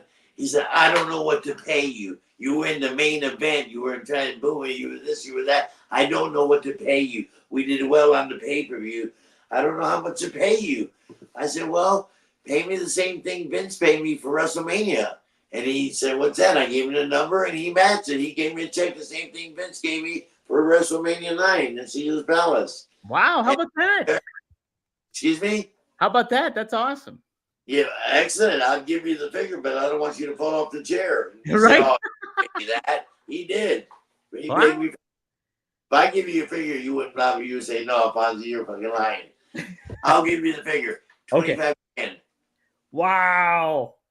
I make more than some of the wrestlers. Yeah. Well, he was paying me back for a lot of stuff. Mm-hmm. Because we were making a lot of money when we started there. We were, making $7 or $8 million a year, but we're spending $8 million to make $7. You know what I mean? So, right. But finally, I always got paid. I remember maybe some $50,000 years, 40, 30, 40. I was only there 5 years, so I started in '95 till it closed. I think they did 22 pay-per-views, and I was on 21 of them. I didn't do the last one. Wow. Because the company was falling apart there. Yeah, unraveling at that point. I didn't do the last one, but I made fucking great money there. So it wasn't about the money, the issue. I would have stayed with Vince. Of course, I would have made, the 6 figures, but damn, Paul Heyman and Ty Gordon sure paid me good. And you wouldn't have been a personality. You would have just been a referee, and it's like... Exactly. Yeah. So Now it, be it sitting all here works. with my fucking partner and having my own store online in the store and selling jackets and doing this and working every weekend. It was because of ECW. I Hey, owe Paul. I yeah. owe Paul Todd Gordon. Well, let's talk a little bit more about Gonzalez here before we wrap up. Here's a kind of fun stuff. I think you might have talked about this maybe last week or last episode too. Talk about a regular food order from Giant Gonzalez. What was his typical go-to meals? Damn, he liked a good steak. He would go into, we couldn't afford to go. We could, but it wasn't feasible to go into Fleming's and eat $100 steak. You know what I mean? So we'd go to, what do you call those steak places like Longhorn and those Yeah, like that. And you'd order a couple of 3 pounds of steak, you know what I mean? A couple of baked potatoes, an order at McDonald's. He liked the little hamburgers, just the the sliders. hamburger. Yeah. Yeah. Well, they get the Big Mac, they get the quarter pounder, just a regular hamburger. You'd order 20 of them. You know what I mean? Well, look, you had a Yeah, big he's a bite big to dude. feed. That big bite took a lot of energy to run. Mhm. So, he drank his juice. We try to eat healthy, but it's impossible to eat healthy on the road. Yeah. What do you got? Denny's at night and freaking Waffle House at night. Where else can you go eat at 1 o'clock in the morning? Say you do it. You get out of wrestling at 11 o'clock. By the time you shower and shit, you're 11:30 in your car going to the hotel looking for a place to eat. And they got Denny's and, Village Inn and places like that. So, we go to those places and order breakfast and order, 12 scrambled eggs, 4 or 5 pieces of toast, 6 or 7 sausage patties, and, and half-gallon of milk or something, and he was good to go. He did eat a lot because he was forced to eat a lot to feed that body. Right. He's a big dude, very big dude. It's crazy. Yeah. I was with Kevin Nash this past weekend in Cleveland, and he's a big dude, obviously. Yes. Think about Giant Gonzalez and his size. It's like, oh my god, right? It's just crazy. Yeah. Well, the perfect example is that picture of Hulk Hogan and me and Giant Gonzalez. Right. Hulk Hogan's 6'4". We just Googled it, 6'4", and a giant in his own way, but he dwarfed the most famous wrestler on the planet. He dwarfed him. Right. Robert asked some other good questions in here too. Did you? Okay, Robert. Yep. Did you accompany Gonzalez to his matches in Japan in the mid 1990s? In one match, he teamed with the second Black Tiger, which was Eddie Guerrero. What did you happen to accompany him during his Japan tour? I went to Japan when when we did the tour with the Fujinami Ric Flair, 65,000 people. That was the only time I went to Japan with Giant Gonzalez. Okay. My wife, but went there a couple of times before Gonzalez with Hiro Matsuda, who owned a little bit of Florida Championship Wrestling. He would send me over there. And we would get a lot of young guys like Fabulous Muda. You know Muda? Yeah, great Muda. Yeah. Yeah. They brought him into Florida and trained a lot of Kendo Nagasaki. A lot of Japanese guys come over, and then would send American guys over there. And then Matsuda would send me over. I've been in Japan several times, and we went there with ECW. Yeah. Yeah, over there with ECW. You see, I do have some pictures from the Japanese. Oh, here it is, right here. Oh. Here is, the famous steakhouse, you name it. Yeah, Rabira. Yeah. Yep. So there's FONZIE, Sabu, Tommy Dreamer, the two Dudley Boys, and Shane Douglas. Wow. And Rivera Steakhouse. We all got the. You got the jackets. How about that? That's great. Pretty cool, right, Daddy? Pretty damn cool right there. So that was ECW. Yeah. ECW. Hey, we were the third company. Can you imagine? We created the third company was WWF and WCW. and WCW had unlimited Ted Turner money, and you know, and the WWF for WrestleMania and stuff. I was gonna show you something. It was crazy about Japan. It's one of my favorite cities, but anyway, I can't remember what I was talking about, but thinking about, but that's a great picture. That's an awesome picture. And I still, let me grab something and show you. It's a jacket that the Japanese office. I'll be right back, Daddy. Okay, no problem. Guys, while Fonzie's gone there, let me tell you too a little about One True Sport.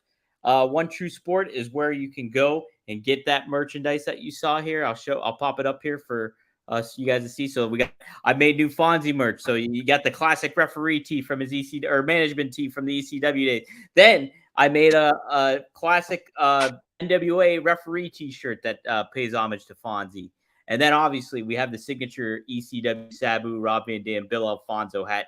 You can get those by scanning that QR code or go to onetruesport.com. Guys, if you like what you're seeing too, by the way, become a member of One True Sport. We have we have 3 different levels. One is the contender level at $7.99, and you can sign up there. You get early access to the shows. We post them early up on there, the audio versions, so you'll get a private RSS feed. On top of that, too, you'll get my weekly hotline. I give a little hotline update about certain things that I think is intriguing in the business, and maybe some of my experience. Like this past weekend, I talked about my whole SummerSlam experience, who I ran into, everything like that. Gave you a little bit of behind-the-scenes info. So, and then we have the $24.99, which is our workhorse level. From there, you can get bonus episodes that you get. We do interviews with some of the talent. You get to tune in live to a question and answer with me, Marcus, my brother, or Paul Bromwell, or other host of One True Sport. So there's certain levels there. And then you can also sign up for the Traveling Champion level, where you'll get quarterly merch. You'll get a live Q&A with one of our talents behind the scenes. You'll get a birthday shout out. You'll get plenty of other stuff. There's so much different levels you can check out with. Go to onetruesporttv.com, hit subscribe, get the word out about us. We're hoping to grow this thing, and definitely check out, like I said, the Fonzie merch as well. I'll pop that up one more time. You can scan that QR code or go to onetruesport.com and take a look at all that Fonzie merch. We also got RVD merch. We got Sabu merch. We got a whole bunch of legends there. But Fonzie is our only referee that we have right now on the site. So you be sure. Referee manager, Daddy. Call it right down the middle. Right down the middle. So okay, Tokyo is one of my favorite cities. I don't know why. I just love Japan. So, look at that. 1972. They started the company in 72. Yep. That looks great. Heck yeah. Oh, yeah. Look at that. That is, here, hold it over a little bit more, Fonzie, in front. Yeah. Okay. That looks awesome. Yeah. Heck yeah, Fonzie. That looks great. Dang. Little New Japan action. Yeah. Lovely, right? Yeah, so, you can't beat that. I was presented this by Hattori, who was a referee. You know the name, Hattori? Yep, absolutely. And so my first time in Tokyo, I met him, and then I went over for the big match in 91. I think it was 91, where the Flair, Fujinami, and all that. So you remember everybody was on the kick, the Halliburton's bag, the luggage. Oh, yeah. High Dollar Flair had one. All the big dogs had one. So I just made them. I bought one, a gold one. Did you? It was fucking beautiful, and I bought it for the trip to Japan. You know, look like somebody when I get off the plane. Yeah, I want to be dressed nice and look like somebody. You know, so I got nice luggage, a Submariner, and so on, and a suit, all that. So I get off with it, and Hattori was having trouble finding one. He couldn't find one in Japan. And he begged me for it. He begged me, please, Fonzie, sell it to me. I give you twice as much what you paid for it. I ended up giving it to him. I gave it to him. And he never forgot that. It was like $500, brother. Yeah. You know what I mean? But so I gave it to him. He never forgot it. And every time, you know, I go over there, he'll give me shit and hook me up. And Hiro Matsuda used to bring him in to Florida when he come to United States and wanted to do Florida, because Matsuda owned a piece of Florida, Right. 10% or whatever is Eddie Graham and all that. And I met Hattori several times, and he would come referee for Florida, because they had an exchange policy with because of Hiro Matsuda, bringing a lot of Japanese young guys, Muda, and all that, and different. So we became good friends, and that's how I got that. He gave me that and several other things, but pretty cool. Well, so Matsuda, obviously, there's that famous story of him training Hulk Hogan, and he broke Hulk Hogan's leg. You damn sure right. Yeah. Did you give us a little bit of your perspective from that? What did you hear about all that story? Well, Hogan didn't tell the story best. I don't want to mess the story up, but they trained him super hard. They try to discourage you. Yeah. You know what I mean? They try to discourage, you want to be a wrestler? Okay, now there's a wrestling school on every fucking corner. You pay your fucking $800 down and so much a month, and you can train to be a professional wrestler. How many make it? Not many, unless you're really talented. But some good guys have come out of those camps, brother. Yeah. But they got some great camps. Don't get me wrong, all the schools on hokey there. Some of them, usually most of them are pretty damn good, or else they don't last. Right. So, Hogan came and they tried to discourage him, and back then there was a tight-knit community. It was very hard to break in professional wrestling, and they discouraged him, and they stretched the shit out of the guys, and, hoping they don't come back. Hogan kept coming back, and I don't think Matsuda, I don't know if he broke his leg on purpose, but he may have took it to the limit and something just snapped. Yeah. Mm-hmm. I don't know if he intentionally broke his leg on purpose. And I broke this kid's leg. Fuck him. The Japanese are brutal, brother. Yeah. You know what I mean? I mean, brutal when it comes to wrestling and stuff. And Jack Briscoe who I adored. Jack Briscoe is one of my favorite wrestlers of all time. He's in my Rushmore. Rushmore and all that. Jack Briscoe. And Hulk Hogan received a pair of blue boots from Jack Briscoe, his first pair of boots in the wrestling business. Wow. Jack Briscoe gave them to him. Yeah. Ask him when you see him. Okay. Heck yeah. That's awesome. Wow. That's pretty cool. Yeah. I thought that was a neat story of him. Yeah. Great story. Me and Hogan hit it off, because we got the same birthday. Both of our birthdays are next week. I'll be 67, and I think Hogan's going to be 71 or something like that. I think he's the same age as my dad. Same age as my dad. So okay, so he was born in 49 or something. 53. Okay, 53. What was I thinking? I was born in 57. So, but we got the same birthday. We recently just got married. We broke in same company, Eddie Graham and Hiro Matsuda. We got a lot in common. And for some reason, Hogan loves me. You guys got both the 24-inch pythons. Right, Daddy? But I'm not no fat, Daddy. Look at you, damn. Yeah, Fonzie, you look great. No fat, Daddy. Heck yeah. Because I eat right. And I train a little bit. I walk my dog all the time, and I don't walk him around the block. I walk him way down there. And, we do good walks. You can't sit still, man. That's it, man. That's it. I'm still having fun, and I'm, traveling a lot. It beats up a little bit, but I handle it pretty well. And I love the wrestling.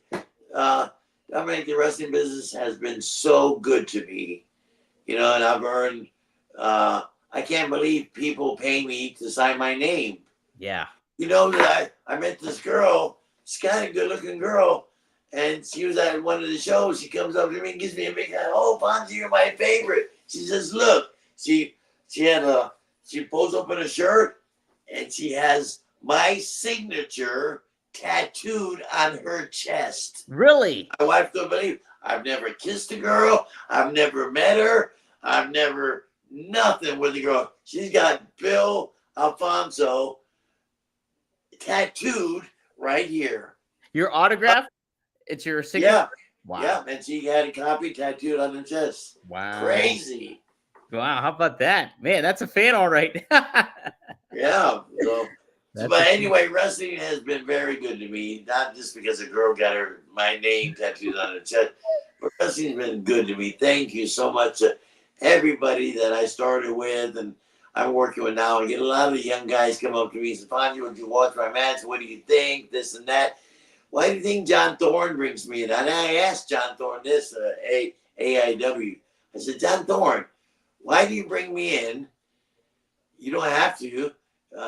You bring me in every show you run. I'm an expense. You pay me pretty reasonable. You fly me. You put me in a hotel.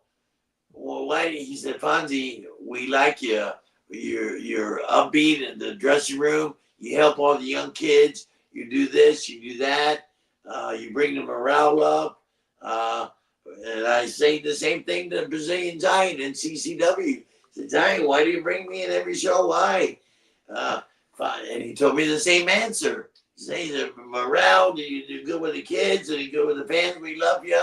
Now I'm commentating, color commentating. It's another new move for me, and I'm doing really good at it.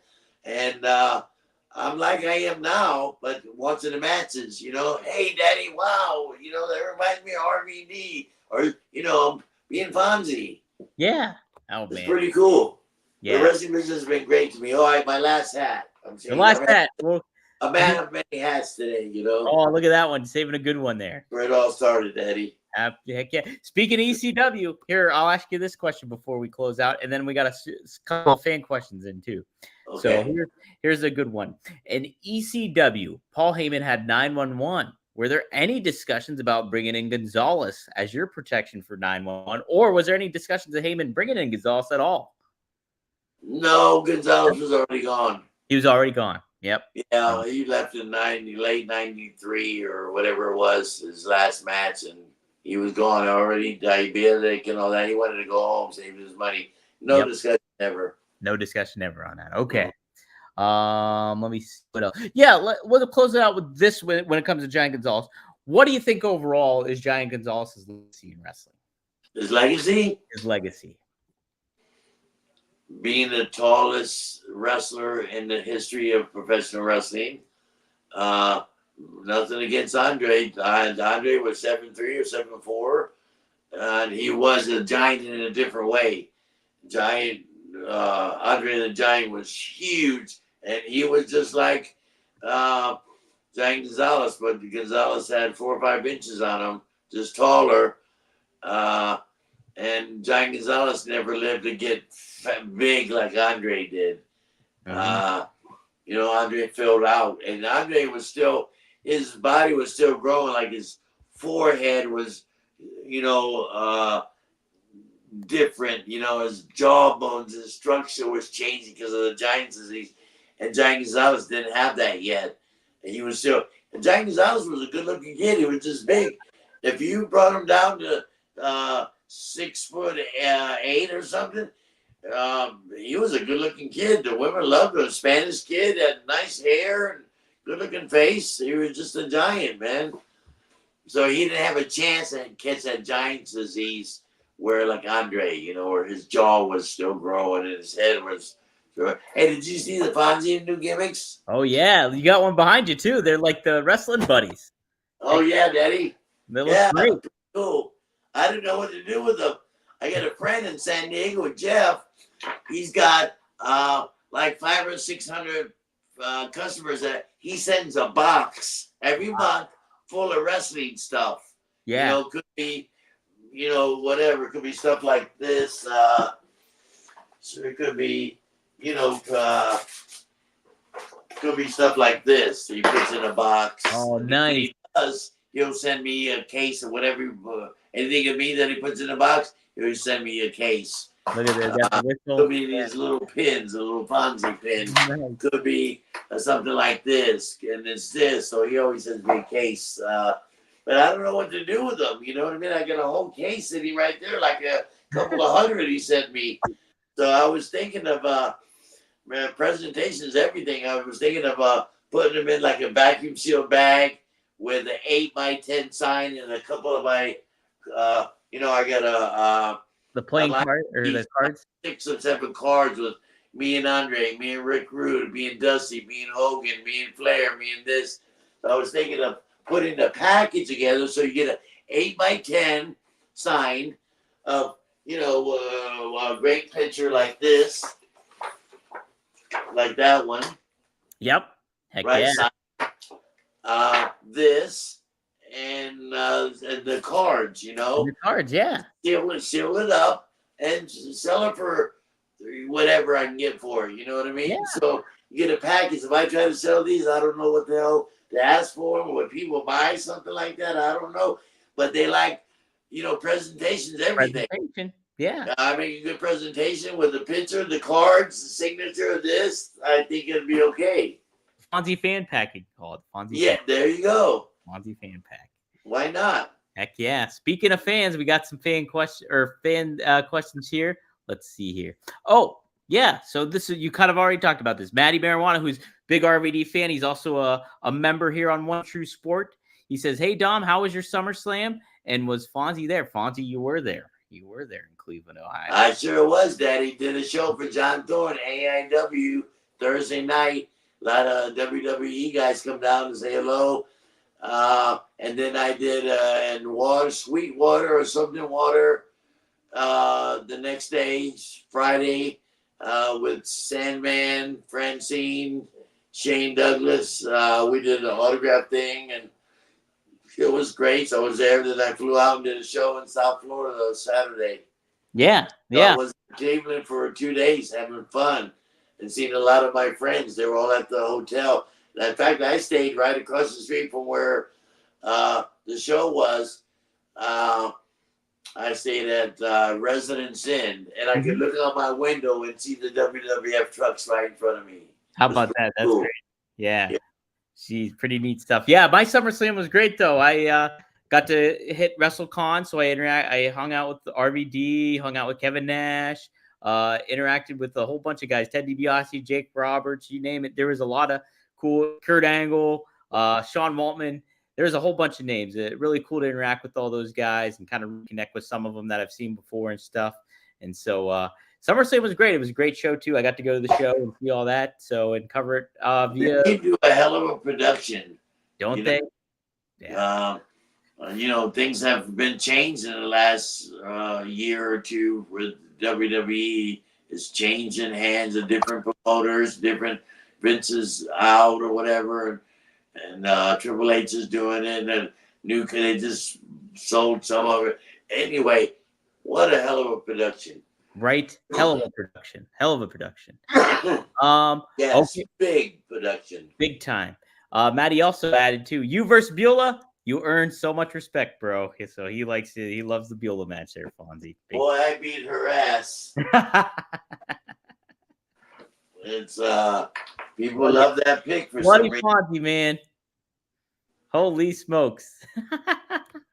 If you watch a match, you'll see the blood squirting out. So after the match, the paramedics were working on me, and they couldn't stop the bleeding.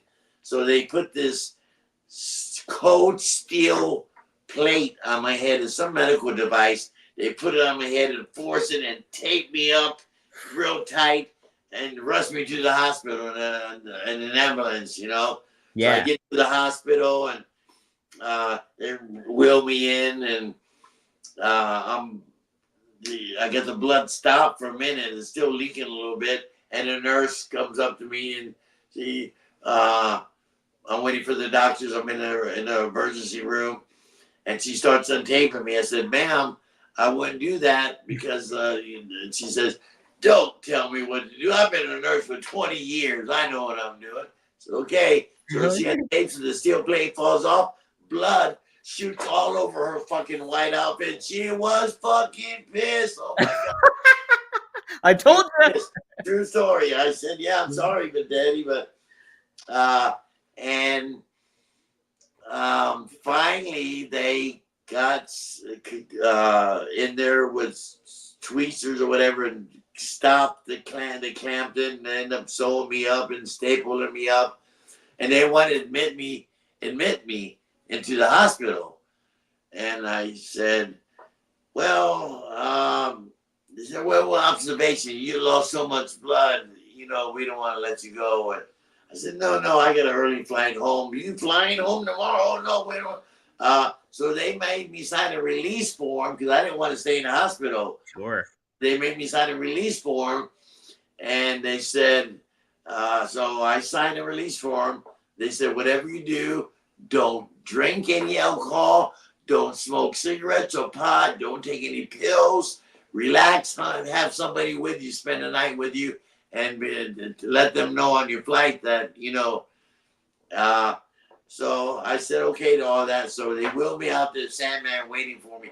He's got a 44-ounce 7-Eleven big gulp full of vodka and cranberry juice. Those are Percocet in my mouth and lights up a joint. Oh my! So I did exactly what I was not supposed to do. What the fuck were we thinking back then? Right. You guys are crazy, man. Yes. So if we didn't have that blood that night, which I didn't mean to bleed like that, but good thing I didn't because we're still talking about the match. If you ask Paul Heyman to name some of his favorite matches in the history of his business or in the history of ECW, you'll for sure mention the Fonzie Viola match. If I ever get to interview him, I'll ask him. I'll definitely ask. Yeah.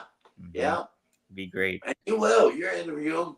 I guarantee you're interview him. Oh, Good guy with Van Dam. He loved Van Dam too. Oh, so, yeah, right? Yeah. And he loves me too. He'd be happy to answer that question. That'd be great. But mention and say, hey, would they name one of your favorite matches in ECW? Okay. And he's gonna say the Fonzie Viola match. All right. Heck yeah. And there was thousands of matches, literally thousands of matches. Liam chimes in again. He says, "What is the topic next episode going to be for you guys?" Good question. Good question. So I got to thank Robert. Be at Las Vegas. Well, we'll be at Las Vegas, so we're definitely going to cover that after because we'll be at Cauliflower Alley, so we'll cover all that experience, which will be great. But I usually leave it up to Robert DeFelice, our research guys. Like, pick what you want, any good topic, because Fonzie's got a lot he can cover. So anything. So it's usually dealer's choice with Robert DeFelice, our research guy. Tell your research guy I said thank you for that. I definitely will. Please tell him thank you. I said personally. Yeah, he does a great job. He does an awesome job. And guys, so we do have 4 total entries for tonight when it comes to the giveaway. So we'll do the 8x10 giveaway. Let me make sure I have pulled up the right thing. So 2 entries are for Maddie and Liam. So it's either between you two. Whoever is gonna get it, we'll do it. I'm gonna do a random number generator, but let me make sure I have everything lined up here. So how I'll do it here. So Liam, I have Liam in there twice. I have Maddie in there twice. Between you two, you will get. One of you guys will get an 8x10 autograph, and I'm about to determine it right here, right now. Let's see. Yeah, it's a great tracksuit, whatever you want to call it. It's got a hoodie, long sleeve. It's a Puma. The designer is Puma. Yeah. And guys, RVD, Sabu, Fonzie, Hardcore Legends Tour with all the paperwork with it and the ECW logo and shit. It's pretty badass, and you got the pants to go with it. That looks, yeah.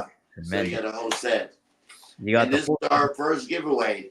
Absolutely. So that will be next week. We'll announce a winner for that one.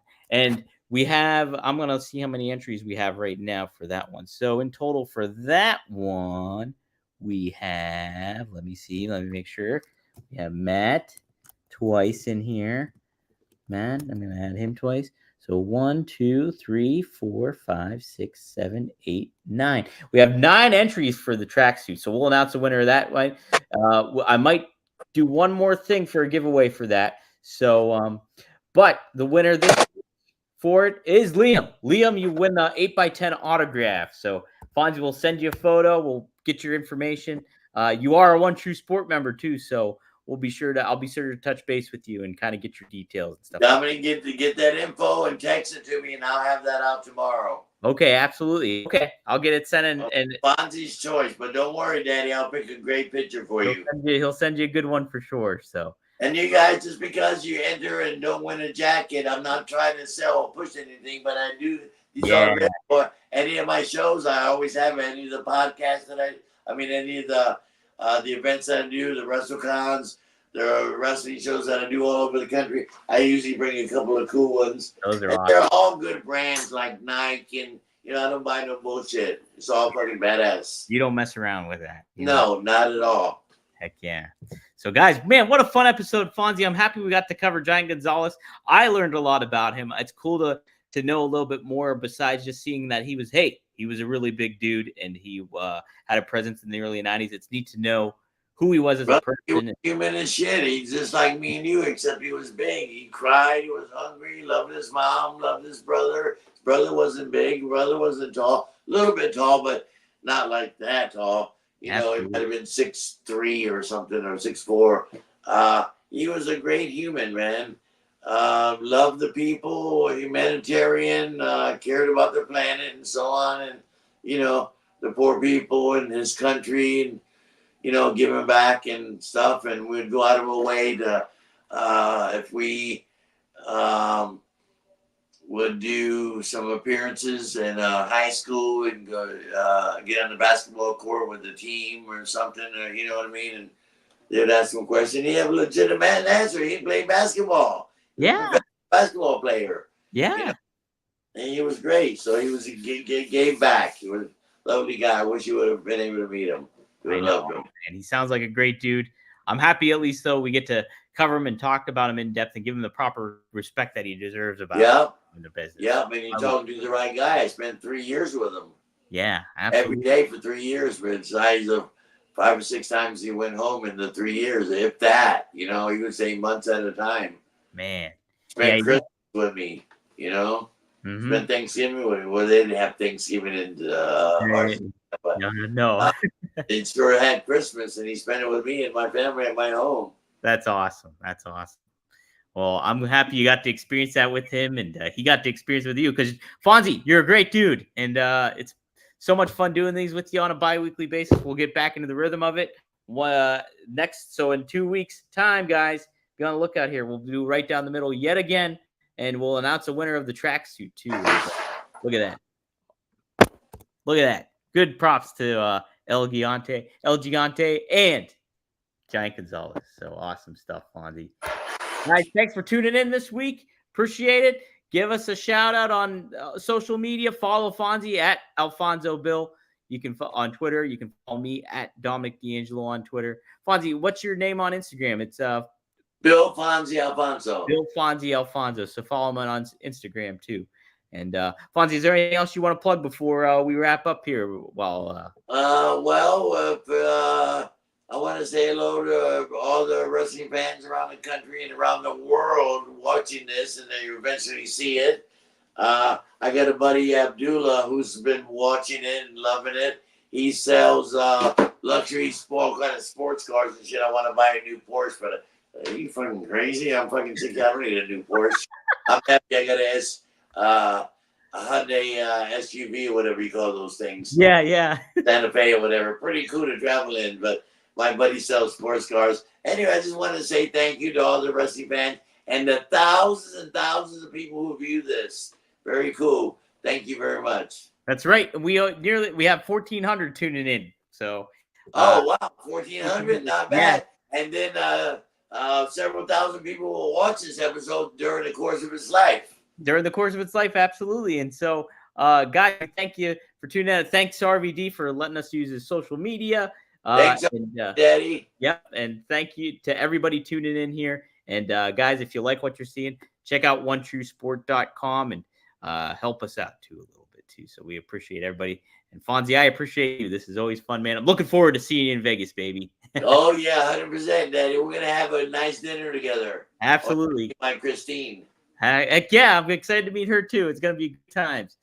But guys, we'll see you next time here on Right Down the Middle with Bill. So long from the Sunshine State. Heck yeah, Daddy. See you guys.